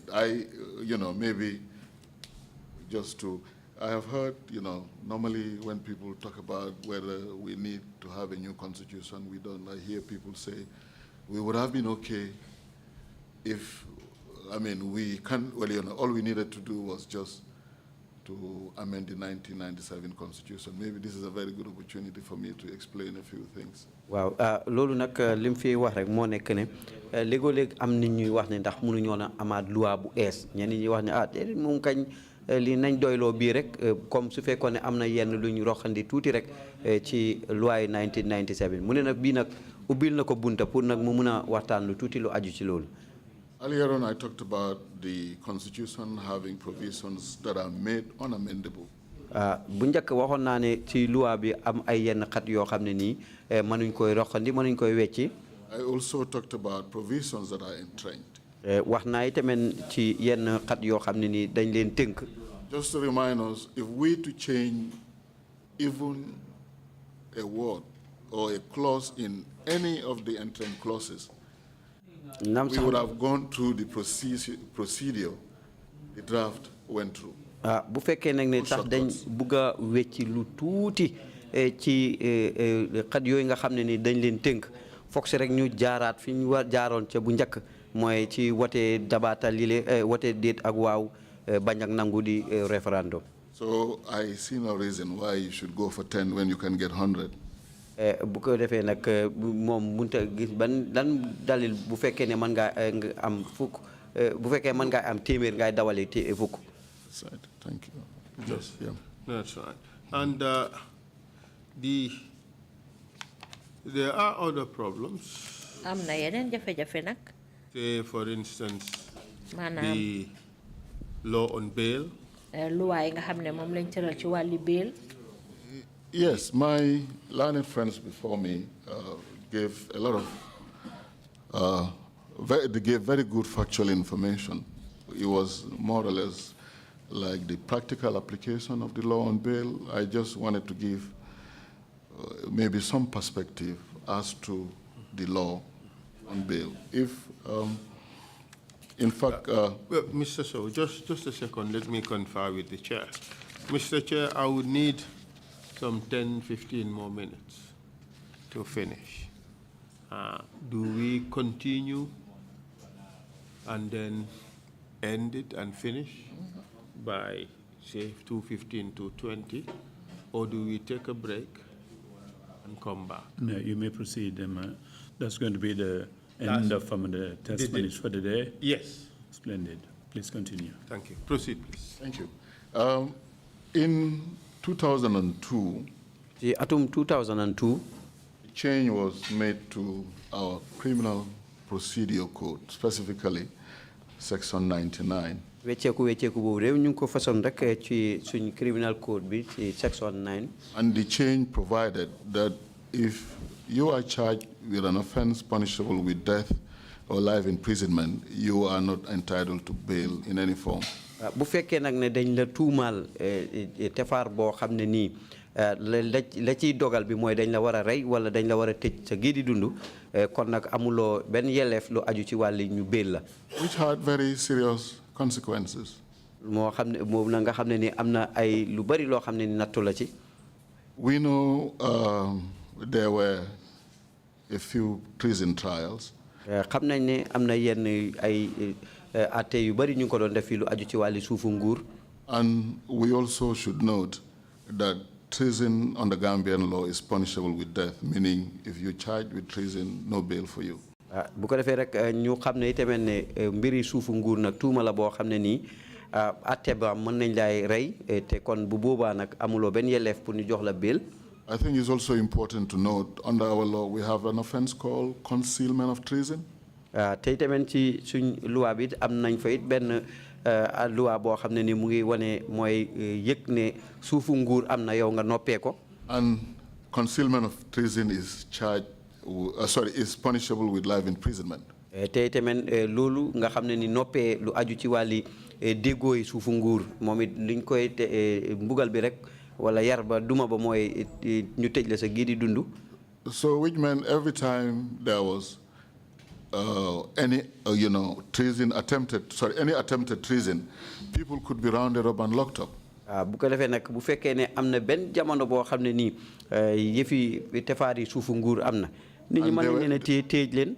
And they were not entitled to bail. They could be locked up, pre-trial detention for long periods of time. kon bu boobaa itamit nag duñ am bail mën nañ leen a teg benn place ba seen atte bi di jeex ci diir bu yàgg nag. Of course, Mr. Marena, my learned seniors, Mboch and Tambe to give examples, so I really don't need to repeat what they said. But it was a tool available to the government at the time. It wouldn't matter. They just wouldn't have you taken to court at the police level. They can have you charged and they will dump you somewhere for long periods of time, and you really couldn't go anywhere for bail. am na suma nawle yoo xam ne ni jaar nañ fi rek wax ci ay sant yoo xam ne nii nag bugguma see delluwaat waaye nag nekkoon nañ jëfandu boo xam ne ni nguur gi ñu ngi ko doon jëfandoo dal di la jàpp rek teg la diir bu yàgg rek ci fii ba bang njaay ko attee. There was another change made to the criminal procedure code. am na beneen wecceeku boo xam ne nii ñu ngi ko jëloon nag lu aju ci wàlli criminal procedure code bi. That might have been, I think, around 2001. The code, CPC, criminal procedure codes, as it were, provided for bail pending appeal, as in, if you're taken before a magistrate, convicted, you decide to go on appeal, the law allowed you to apply for bail, and in deserving cases, you could be released on bail. bu fekkee nag ne atte nañ la ci yenn jamono te nga bëggoon a d'appel atte boobu noonu loi may na la itamit nga bindu ne pour ñu may la bail ba jamono boo xam ne nii motal nga sa d'appel boobu. That part was deleted. boobu wàll woowu nag dañ ko génne woon. I remember I was a magistrate at the time, and we would say they had in mind, I think, I'm not sure whether it had to do with around the time some, so-called politicians were standing trial before some of our courts. But, bail pending appeal, like I said, in deserving cases made it possible while your case is being heard by the High Court for you to go to court. But that, was taken away. ci jamono boobu nag magistrate la attekat la te tamit jamono boobu wone nañ ci ay xat ci loi bi ne moom mën ngaa am mën ngaa ut bail ci jamono bi nga xam ne ni yaa ngi d'appel sa léo mooy na jamono boobu nga xam ne ni yenn politiciens ñi ñu ngi leen a atte waaye loolu dañ ko fa génne woon. There are two other laws I want to talk about. Yes, and then first is I have heard, submissions from lawyers before me with the economic crimes decree. Yes. bokk na ci tamit di economic crime decree mooy jamono boo xam ne nii wax nañ ne da nga kasaara alali nguur gi. If you were to ask me, I would say that that is a very draconian law, and I would explain. I'm not sure, because if you look at Chapter 10 of our Constitution, the offenses that are provided in the Economic Crimes Act, sorry, not Constitution, Chapter 10 of our Criminal Code, the offenses that are provided in the Economic Crimes Decree are equally provided. And in 1986, a change was made to our Criminal Procedure Code. Sections 289A to H were inserted. And of course, new provisions included making it difficult for persons charged with corruption to be given bail. The changes provided if you're charged with any corruption offense, a third of whatever you're accused of stealing, embezzling, should be deposited. So very, very maybe tough provisions. So why we needed a decree, I'm not sure. wecceeku yooyu tamit wane na lu jëm ci wàlli bañal la bail ci jamono bi nga xamee dañ la tuumaal lu jëm ci wàlli kasaara alal wala ak tapale waaye nag buñ ñëwee tamit ci wàlli tapale alal jooju noonu ñetti xaaj ca lañ la tuumaal dañ koy teg te tamit loolu la nekk na loo xam ne nii daal jafe woon na lool.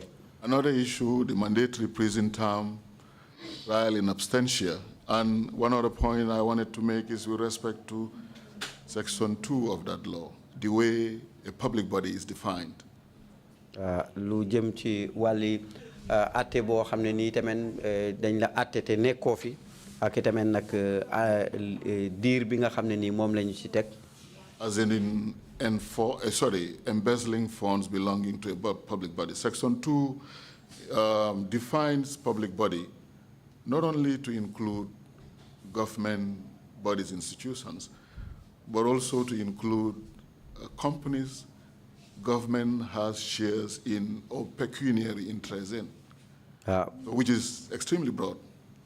Bu ko fay tamit nag emu rek ci kasaara alali nguur gi waaye kasaara yi tamit alal joo xam ne ni mu ngi ci buntu liggéeykaay yoo xam ne yu mel ni ki compagnie wala sax yoo xam ne ni genn wàll gi nguur gi la genn wàll gi di doxal boppam wala tamit foo xam ne sax nguur gi am na fa benn aajo boo xam ne ñu ngi ko faa yundu. I'm made to understand, I'm not sure if, like government has interest in Trust Bank, for example, Social Security with shares, which means a clerk found stealing maybe $500 and be charged with an economic crime. Lu ko mel ni ki comme sant yoon yi mu joxe fii rek mooy comme nguur gi am na aajo ci banque bu mel ni Trust Bank wala Social Security mu am fa wàll benn clerk jël fa rek lu toll ci juróomi téeméer. I would call that stealing by servant, and I think that is adequately covered in our code. And one other law I find... Mr. So, you would realize also that the timing of the passage of this law spoke volume about Jammeh's intentions in coming up with this law. Thank you. And tamit ne jamono ji nga xamee ne ci lañ doon doxal loi boobu nag ànd na ak doxalini Jammeh pour ñu doxal wàlli loi boobu. I would agree, yes. Danaa ci ànd waaw. And this was a time when Jammeh was really hunting after the so-called corrupt members of the previous regime, the Jawara administration. Mooy jamono ji nga xamee ne Jammeh mu ngi doon rëbb ñi nga xam ne ooyee na leen ne ay njublang lañ te nekkoon ci jamonoy nguuri Jawara. That's right. And we had commissions of inquiry that were going on. That's right. And this economic crimes decree was supposed to be the vehicle for the prosecution of many of those people who were before that those commissions. That's correct. So talking about self-serving legislation, this was also one of them. Pour nag bu ñoo wax nag mbiri ay loi yoo xam ne pour doxalal ko pour boppam la benn ci ñoom bokk na ci. I would agree. In fact, our colleagues who testified before you suggest that this legislation was one of the most abused legislations, which was used as a vehicle to put away Jammeh's opponents.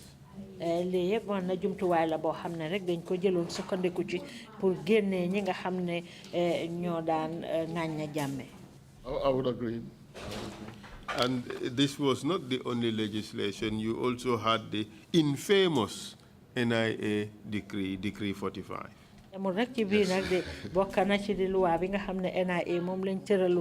Decree 45.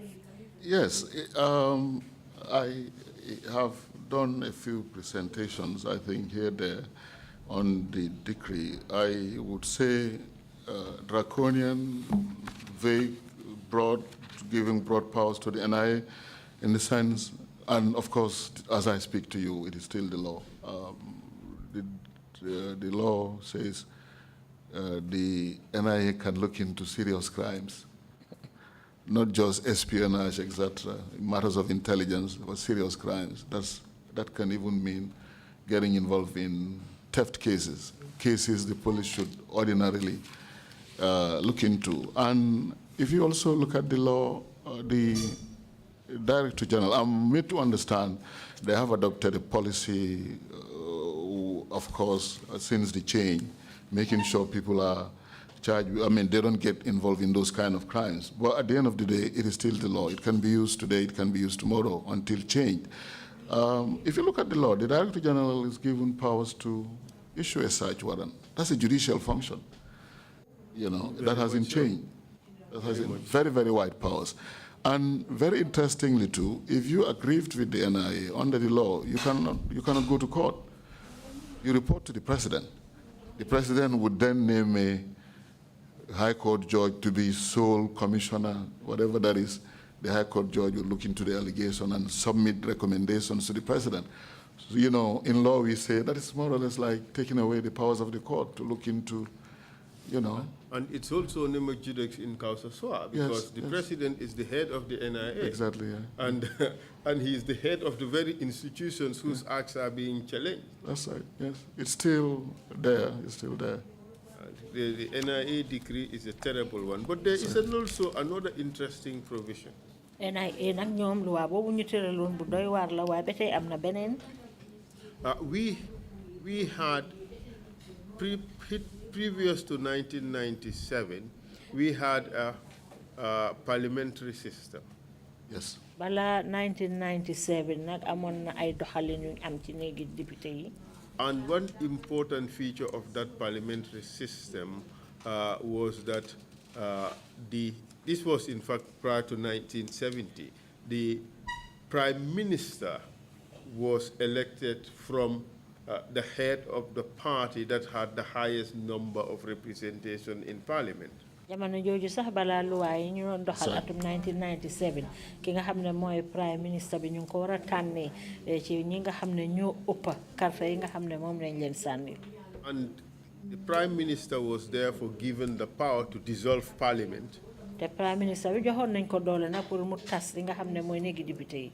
So that if his authority were to be challenged, he could go for snap election, could dissolve parliament, go for snap elections, and a new prime minister or a new mandate is obtained. Nga xamne luñ dingal rek ci ay mbiri doxalina mun na def oté bu jamp rek bo xamne dina ci mëna wécci ni nga xamne non la bëgga wéccé néegi député. That's a feature of the parliamentary system of government. Yes. But in 1997, we had a presidential system. 1997, nak ñu am benen anami doxalin. That's correct, because the CRC at the time indicated we needed separation of powers. Exactly. Ministers couldn't be parliamentarians, exactly. etc. Yes. So Parliament had its mandate, yes. 5 years after every election, and President had his mandate 5 years after every election. Néegi ñi nga xamne ñoom lañ tànn ci néegi député yi war nañu fa nekk diir juróomi at gannaaw buñ ko ootalee ba pare président bi tamit juróomi at la war a toog gannaaw buñ ko ootalee. But look at this provision. Listen to this. Section 96. It says there shall be a general election of all members of the National Assembly. Li ñu wax nag ci loi boobu mooy ne war nañoo oote sànni carte pour képp koo xam ne war nañ laa tànn ci néegi député bi. Which shall be held 4 months after the election of the office of the president. Nga xam ne dañ ko war a def ñeneenti weer gannaaw bu ñu tànnee président bi. And then an amendment was made In 2006. atum 2006 am soppali boo xam ne defaat nañ ko ci. And it says, te lii la wax. notwithstanding the provisions of subsection 1, ak li nga xam ne moom lañ tëral ci bunti subsection 1. the president may, président bi mun na. in the public interest, ci ittey mo nit ñi. declare by order published in the Gazette pour feeñal ci yeneen xibaar yoo xam ne dañ koo siiwal. that a general election of all members of the National Assembly shall be held on such a date he or she shall determine. ne oote bi nga xam ne moom la ñoo def ci wàllu néegi député yi dañ ko war a def rek ci bés boo xam ne moom moo koo tànn. I must say I haven't seen that in the constitution of any country that operates a presidential system of government. wante loolu musuma koo gis nag ci benn luwaa ci àddina si. You can imagine the president of Nigeria or maybe the president of the US deciding overnight to dissolve parliament. xanaa ñu toog xalaat rek président bu mel ni bu Nigeria wala bu America toog rek jàpp bés bu ñoo war a tànn député yi. This is one of the worst amendments in the constitution. bii nag mooy soppali bi gën a bon sax ci suñu wàlli luwaa réew mi. So if the president senses that parliament is going to do something terrible against him, bu président bi yëgee ci boppam rek ne député yi ñu ngi bugg a def dara loo xam ne ci kawam la war a tegu. he sends them home. mu daxaleen. go and face election. ne demal ñu ooteel leen. That's right, and you also have to add to that the power he had to kick elected members out of parliament. mun nga cee yokk sax tamit ne doole bi nga xam ne moom la rango pour dàq sax ñi nga xam ne dañ leen tànn ooteel leen sànnil leen karta. This is the worst constitution we have ever seen in the history of this country since independence. mooy luwaa bu bi gën a bon bi nga xam ne am nañ ko ci biir réew mi bañ amee independent ak léegi. Do you agree? ànd nga ci. I don't know. I don't want to sound a bit biased because they would say he's rooting for the draft. But I would say it definitely has, tons of, defects, which we tried correcting. That's why it really saddens me when I hear people say the 97 Constitution is good enough to serve our purpose. bëgguma indi benn parparloo de waaye day xam naa ne am na ci fànn yu ci bari yoo xam ne baaxul loolu tax nag dama de am naxarlu sax su ma déggee nit ñi di wax ne luwaa yi ñu defar atum 1997 baax na mu ngeen dox nañ ko defaree. They say if you want to know the history of a country, look at its laws, study its constitution. ñu ne boo bëggee xam taarixi réew seetal luwaa yi nga xam ne moom la réew ma di doxee. But this constitution would teach any leader how to become a dictator. waaye nag luwaa bii ñu defar nii mun naa fexe ba jur bépp njiit loo xam ne dafa doxal njiitim jaay doole ci kaw nit ñi. The Gambian people deserve better. réewi Gambie nag yelloo nañ leneen lu gën lii. Would you agree? ànd nga ci loolu. It wouldn't just teach you. It would give you all the powers you need to be a dictator. du la jàngal rek de waaye daf laa jox doole yépp loo xam ne dañ la ko ràng pour nga def nguuri jaay doole. No further questions, Mr. Chair. May I add, Chair, there is a very important law. I think, because this is the TRRC, meant to make recommendations. We have in our statute books the Indemnity Act.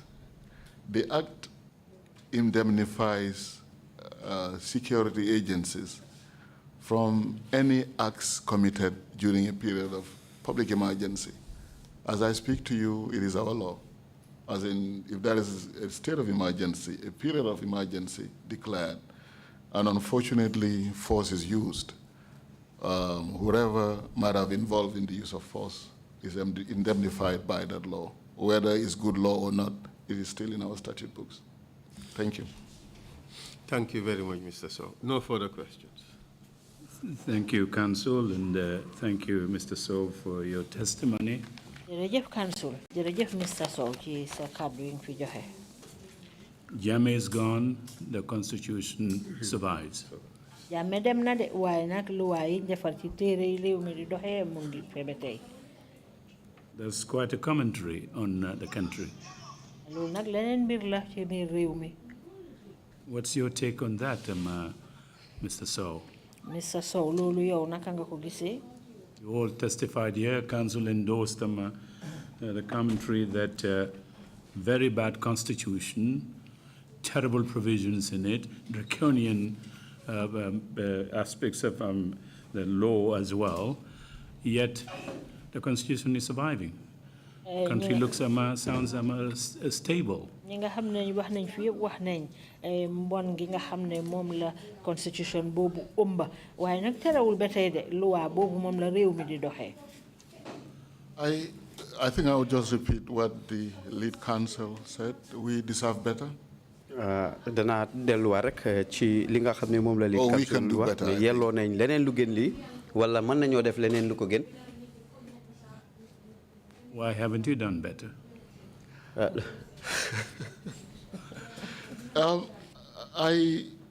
don't know. I hope I wouldn't. Not you personally. I mean the Gambia. Yeah, I think we all have to. Change isn't just about going around talking about there being a new Gambia or anything of that sort. The people must want change, and the political will has to be there. I'm not sure we're ready. wecceeku boobu nag mu ngi lalu rek ci anam gi nga xam ne nit ñi nekkee nañ ci réew mi foofu nañu bëgg wecceeku ndax pare nañ ni comme niñ bokkee réew mi. Thank you. Commissioners, if you have any questions, please indicate. Commissioner Carr, start with you, then come to Kinte. Thank you, Chairman. Jërëjëf Chairman. And thank you to my teacher, Mr. Sow. Mr. Sow. Actually taught me at the University of the Gambia. Jàngal na ma ci University Gambia bi. I have some questions I want to ask you. Dafa am yenn laajte nag lu ma la bëgg a laaj. Because I am quite surprised that if you look at the situation back in, I think, 1996, with the consultation and the report of the commission. Am naa mbettute nag bu seetee li nga xam ne mooy mbir yi ni mu tëree woon atum 1996 diisoo boo xam ne def nañ ko ak commission bi.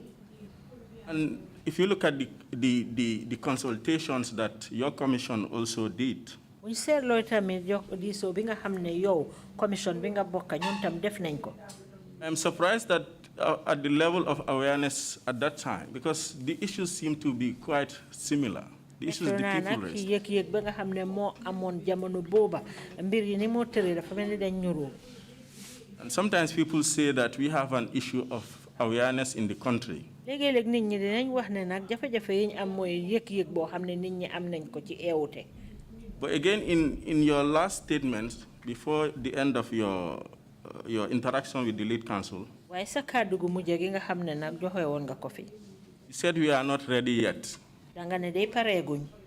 So where is the problem? The people or the leaders? Because I'm also thinking it is the people that elect these leaders to some extent. Jafe-jafe bi nekk nag ci nit ñi la wala ci njiit yi ndaxte man ni ma ko gisee mooy ne nit ñi ñooy tànn njiit. I think just like you said, thank you, Commissioner Ka. Just like you said, we make the leaders. ñun ñoo fal njiit yi. So then the problem is us. Kon problème bi ci ñun la. So I would say that's where the problem is. Kon naa wax ne foofu la problème bi nekk. And we seem to be aware, I mean, looking at the consultations, the issues that came up, and then suddenly you have leaders who would just take these issues and throw them into the dustbin and seem to have their way with us. It's difficult to reconcile these two. dafa mel ni nag am nañ yëg-yëg bu yaatu de boo ko seetloo li nga xam ne moo faxee ko ci jokkoo bi ak diisoo yi nga xam ne def ngeen ko ak nit ñi.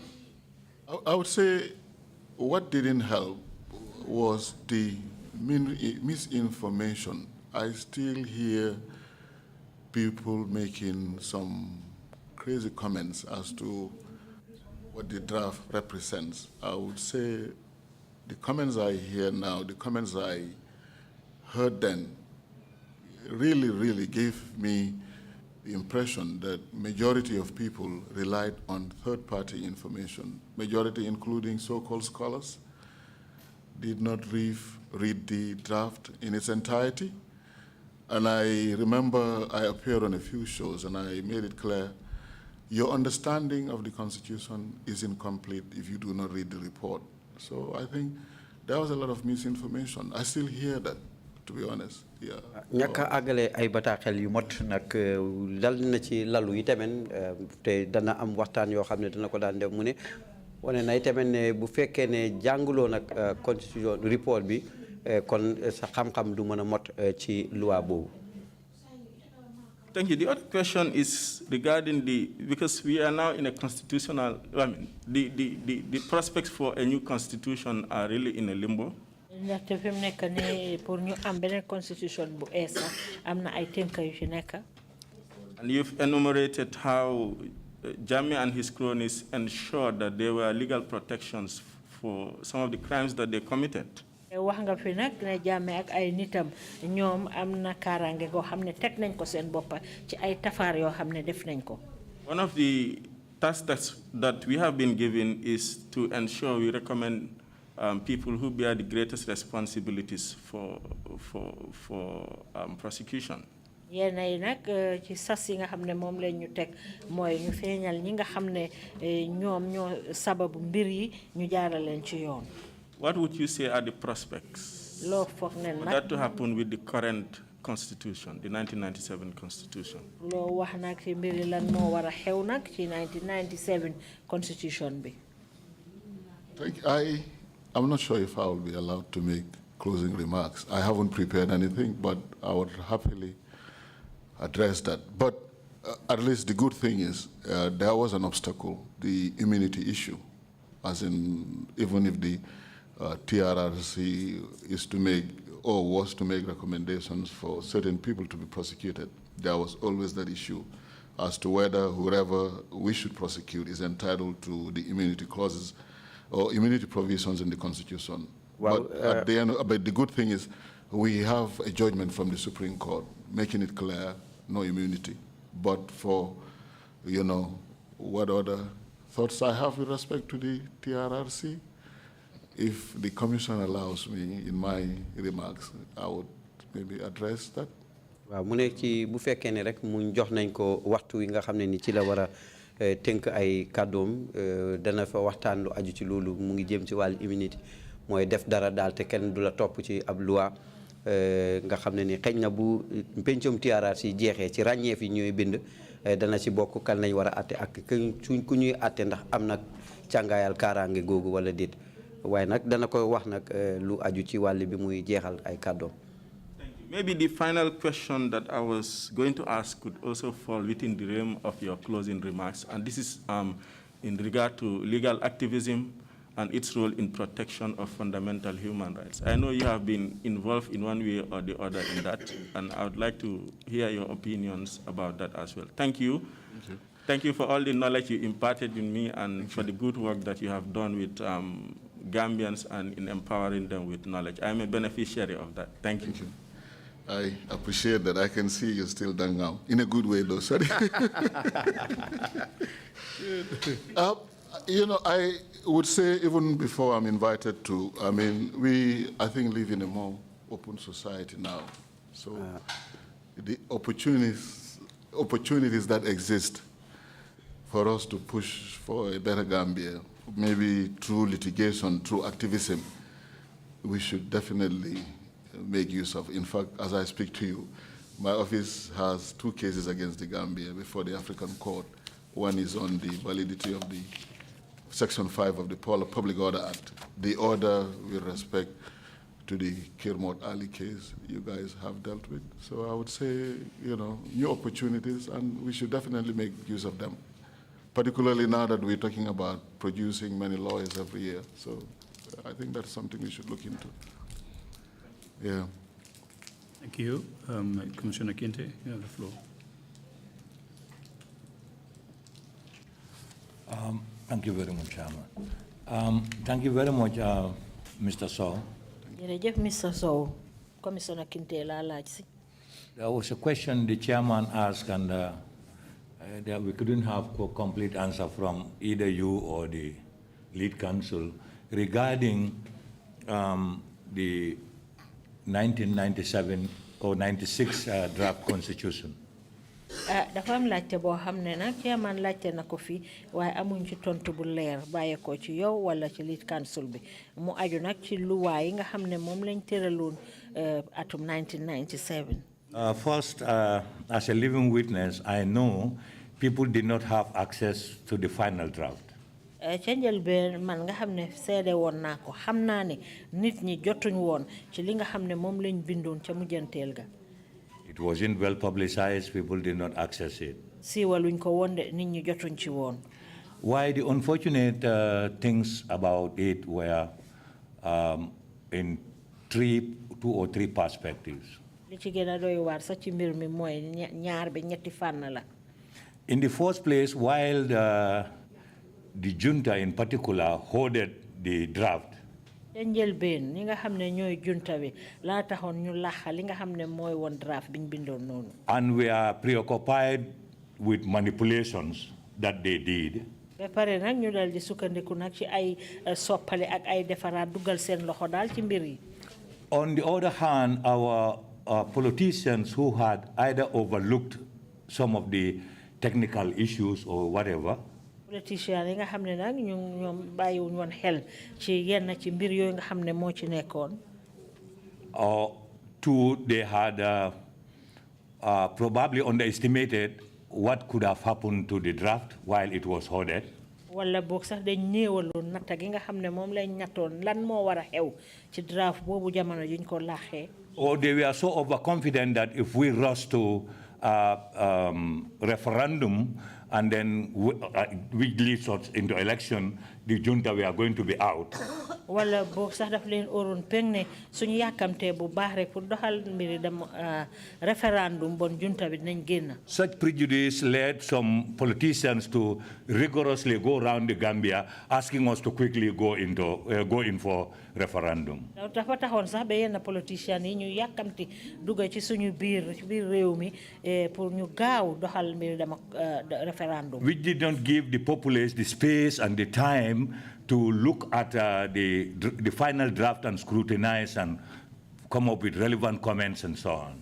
loolu dafa taxoon sax ba mënuñ woon a am jot pour nit ñi mun a dem seetantal li nga xam ne moom lañ bindaagum noonu ci wàlli luwaa bi ni moo doxee mun a xam liñ cee ànd ak liñ cee bañ. While on the other hand, people thought the first draft that they saw and their comments were incorporated in will come up, a final draft will come which will have on board those concerns, and they did not foresee any manipulations of omissions and so on, that the draft we were going to vote for was the one desirable. xëj na sax nit ñi fogoon nañ ne binda bu njëkk boobu ñu bindoon ñoom seen xalaat yi nga xam ne moom lañ ci dugaloon loolu dina feeñ bu fekkee ne ca mujjanteel ba binda nañ yépp ba nga xam ne boobu mooy war a dox mu nekk luwaa. My opinion is these issues together give us, the junta, the mandate to have a constitution that was so manipulative and can nurture and indeed nurtured dictatorship in the Gambia. loolu nag man si suma wàlle xalaat moo tax ne ma ne loolu moo dooleeloon junta bi mu di soldaar yooyu ñu mun a am doole ba nga xam ne dinañ taxawal njiit loo xam ne dafa doxal nguuri jaay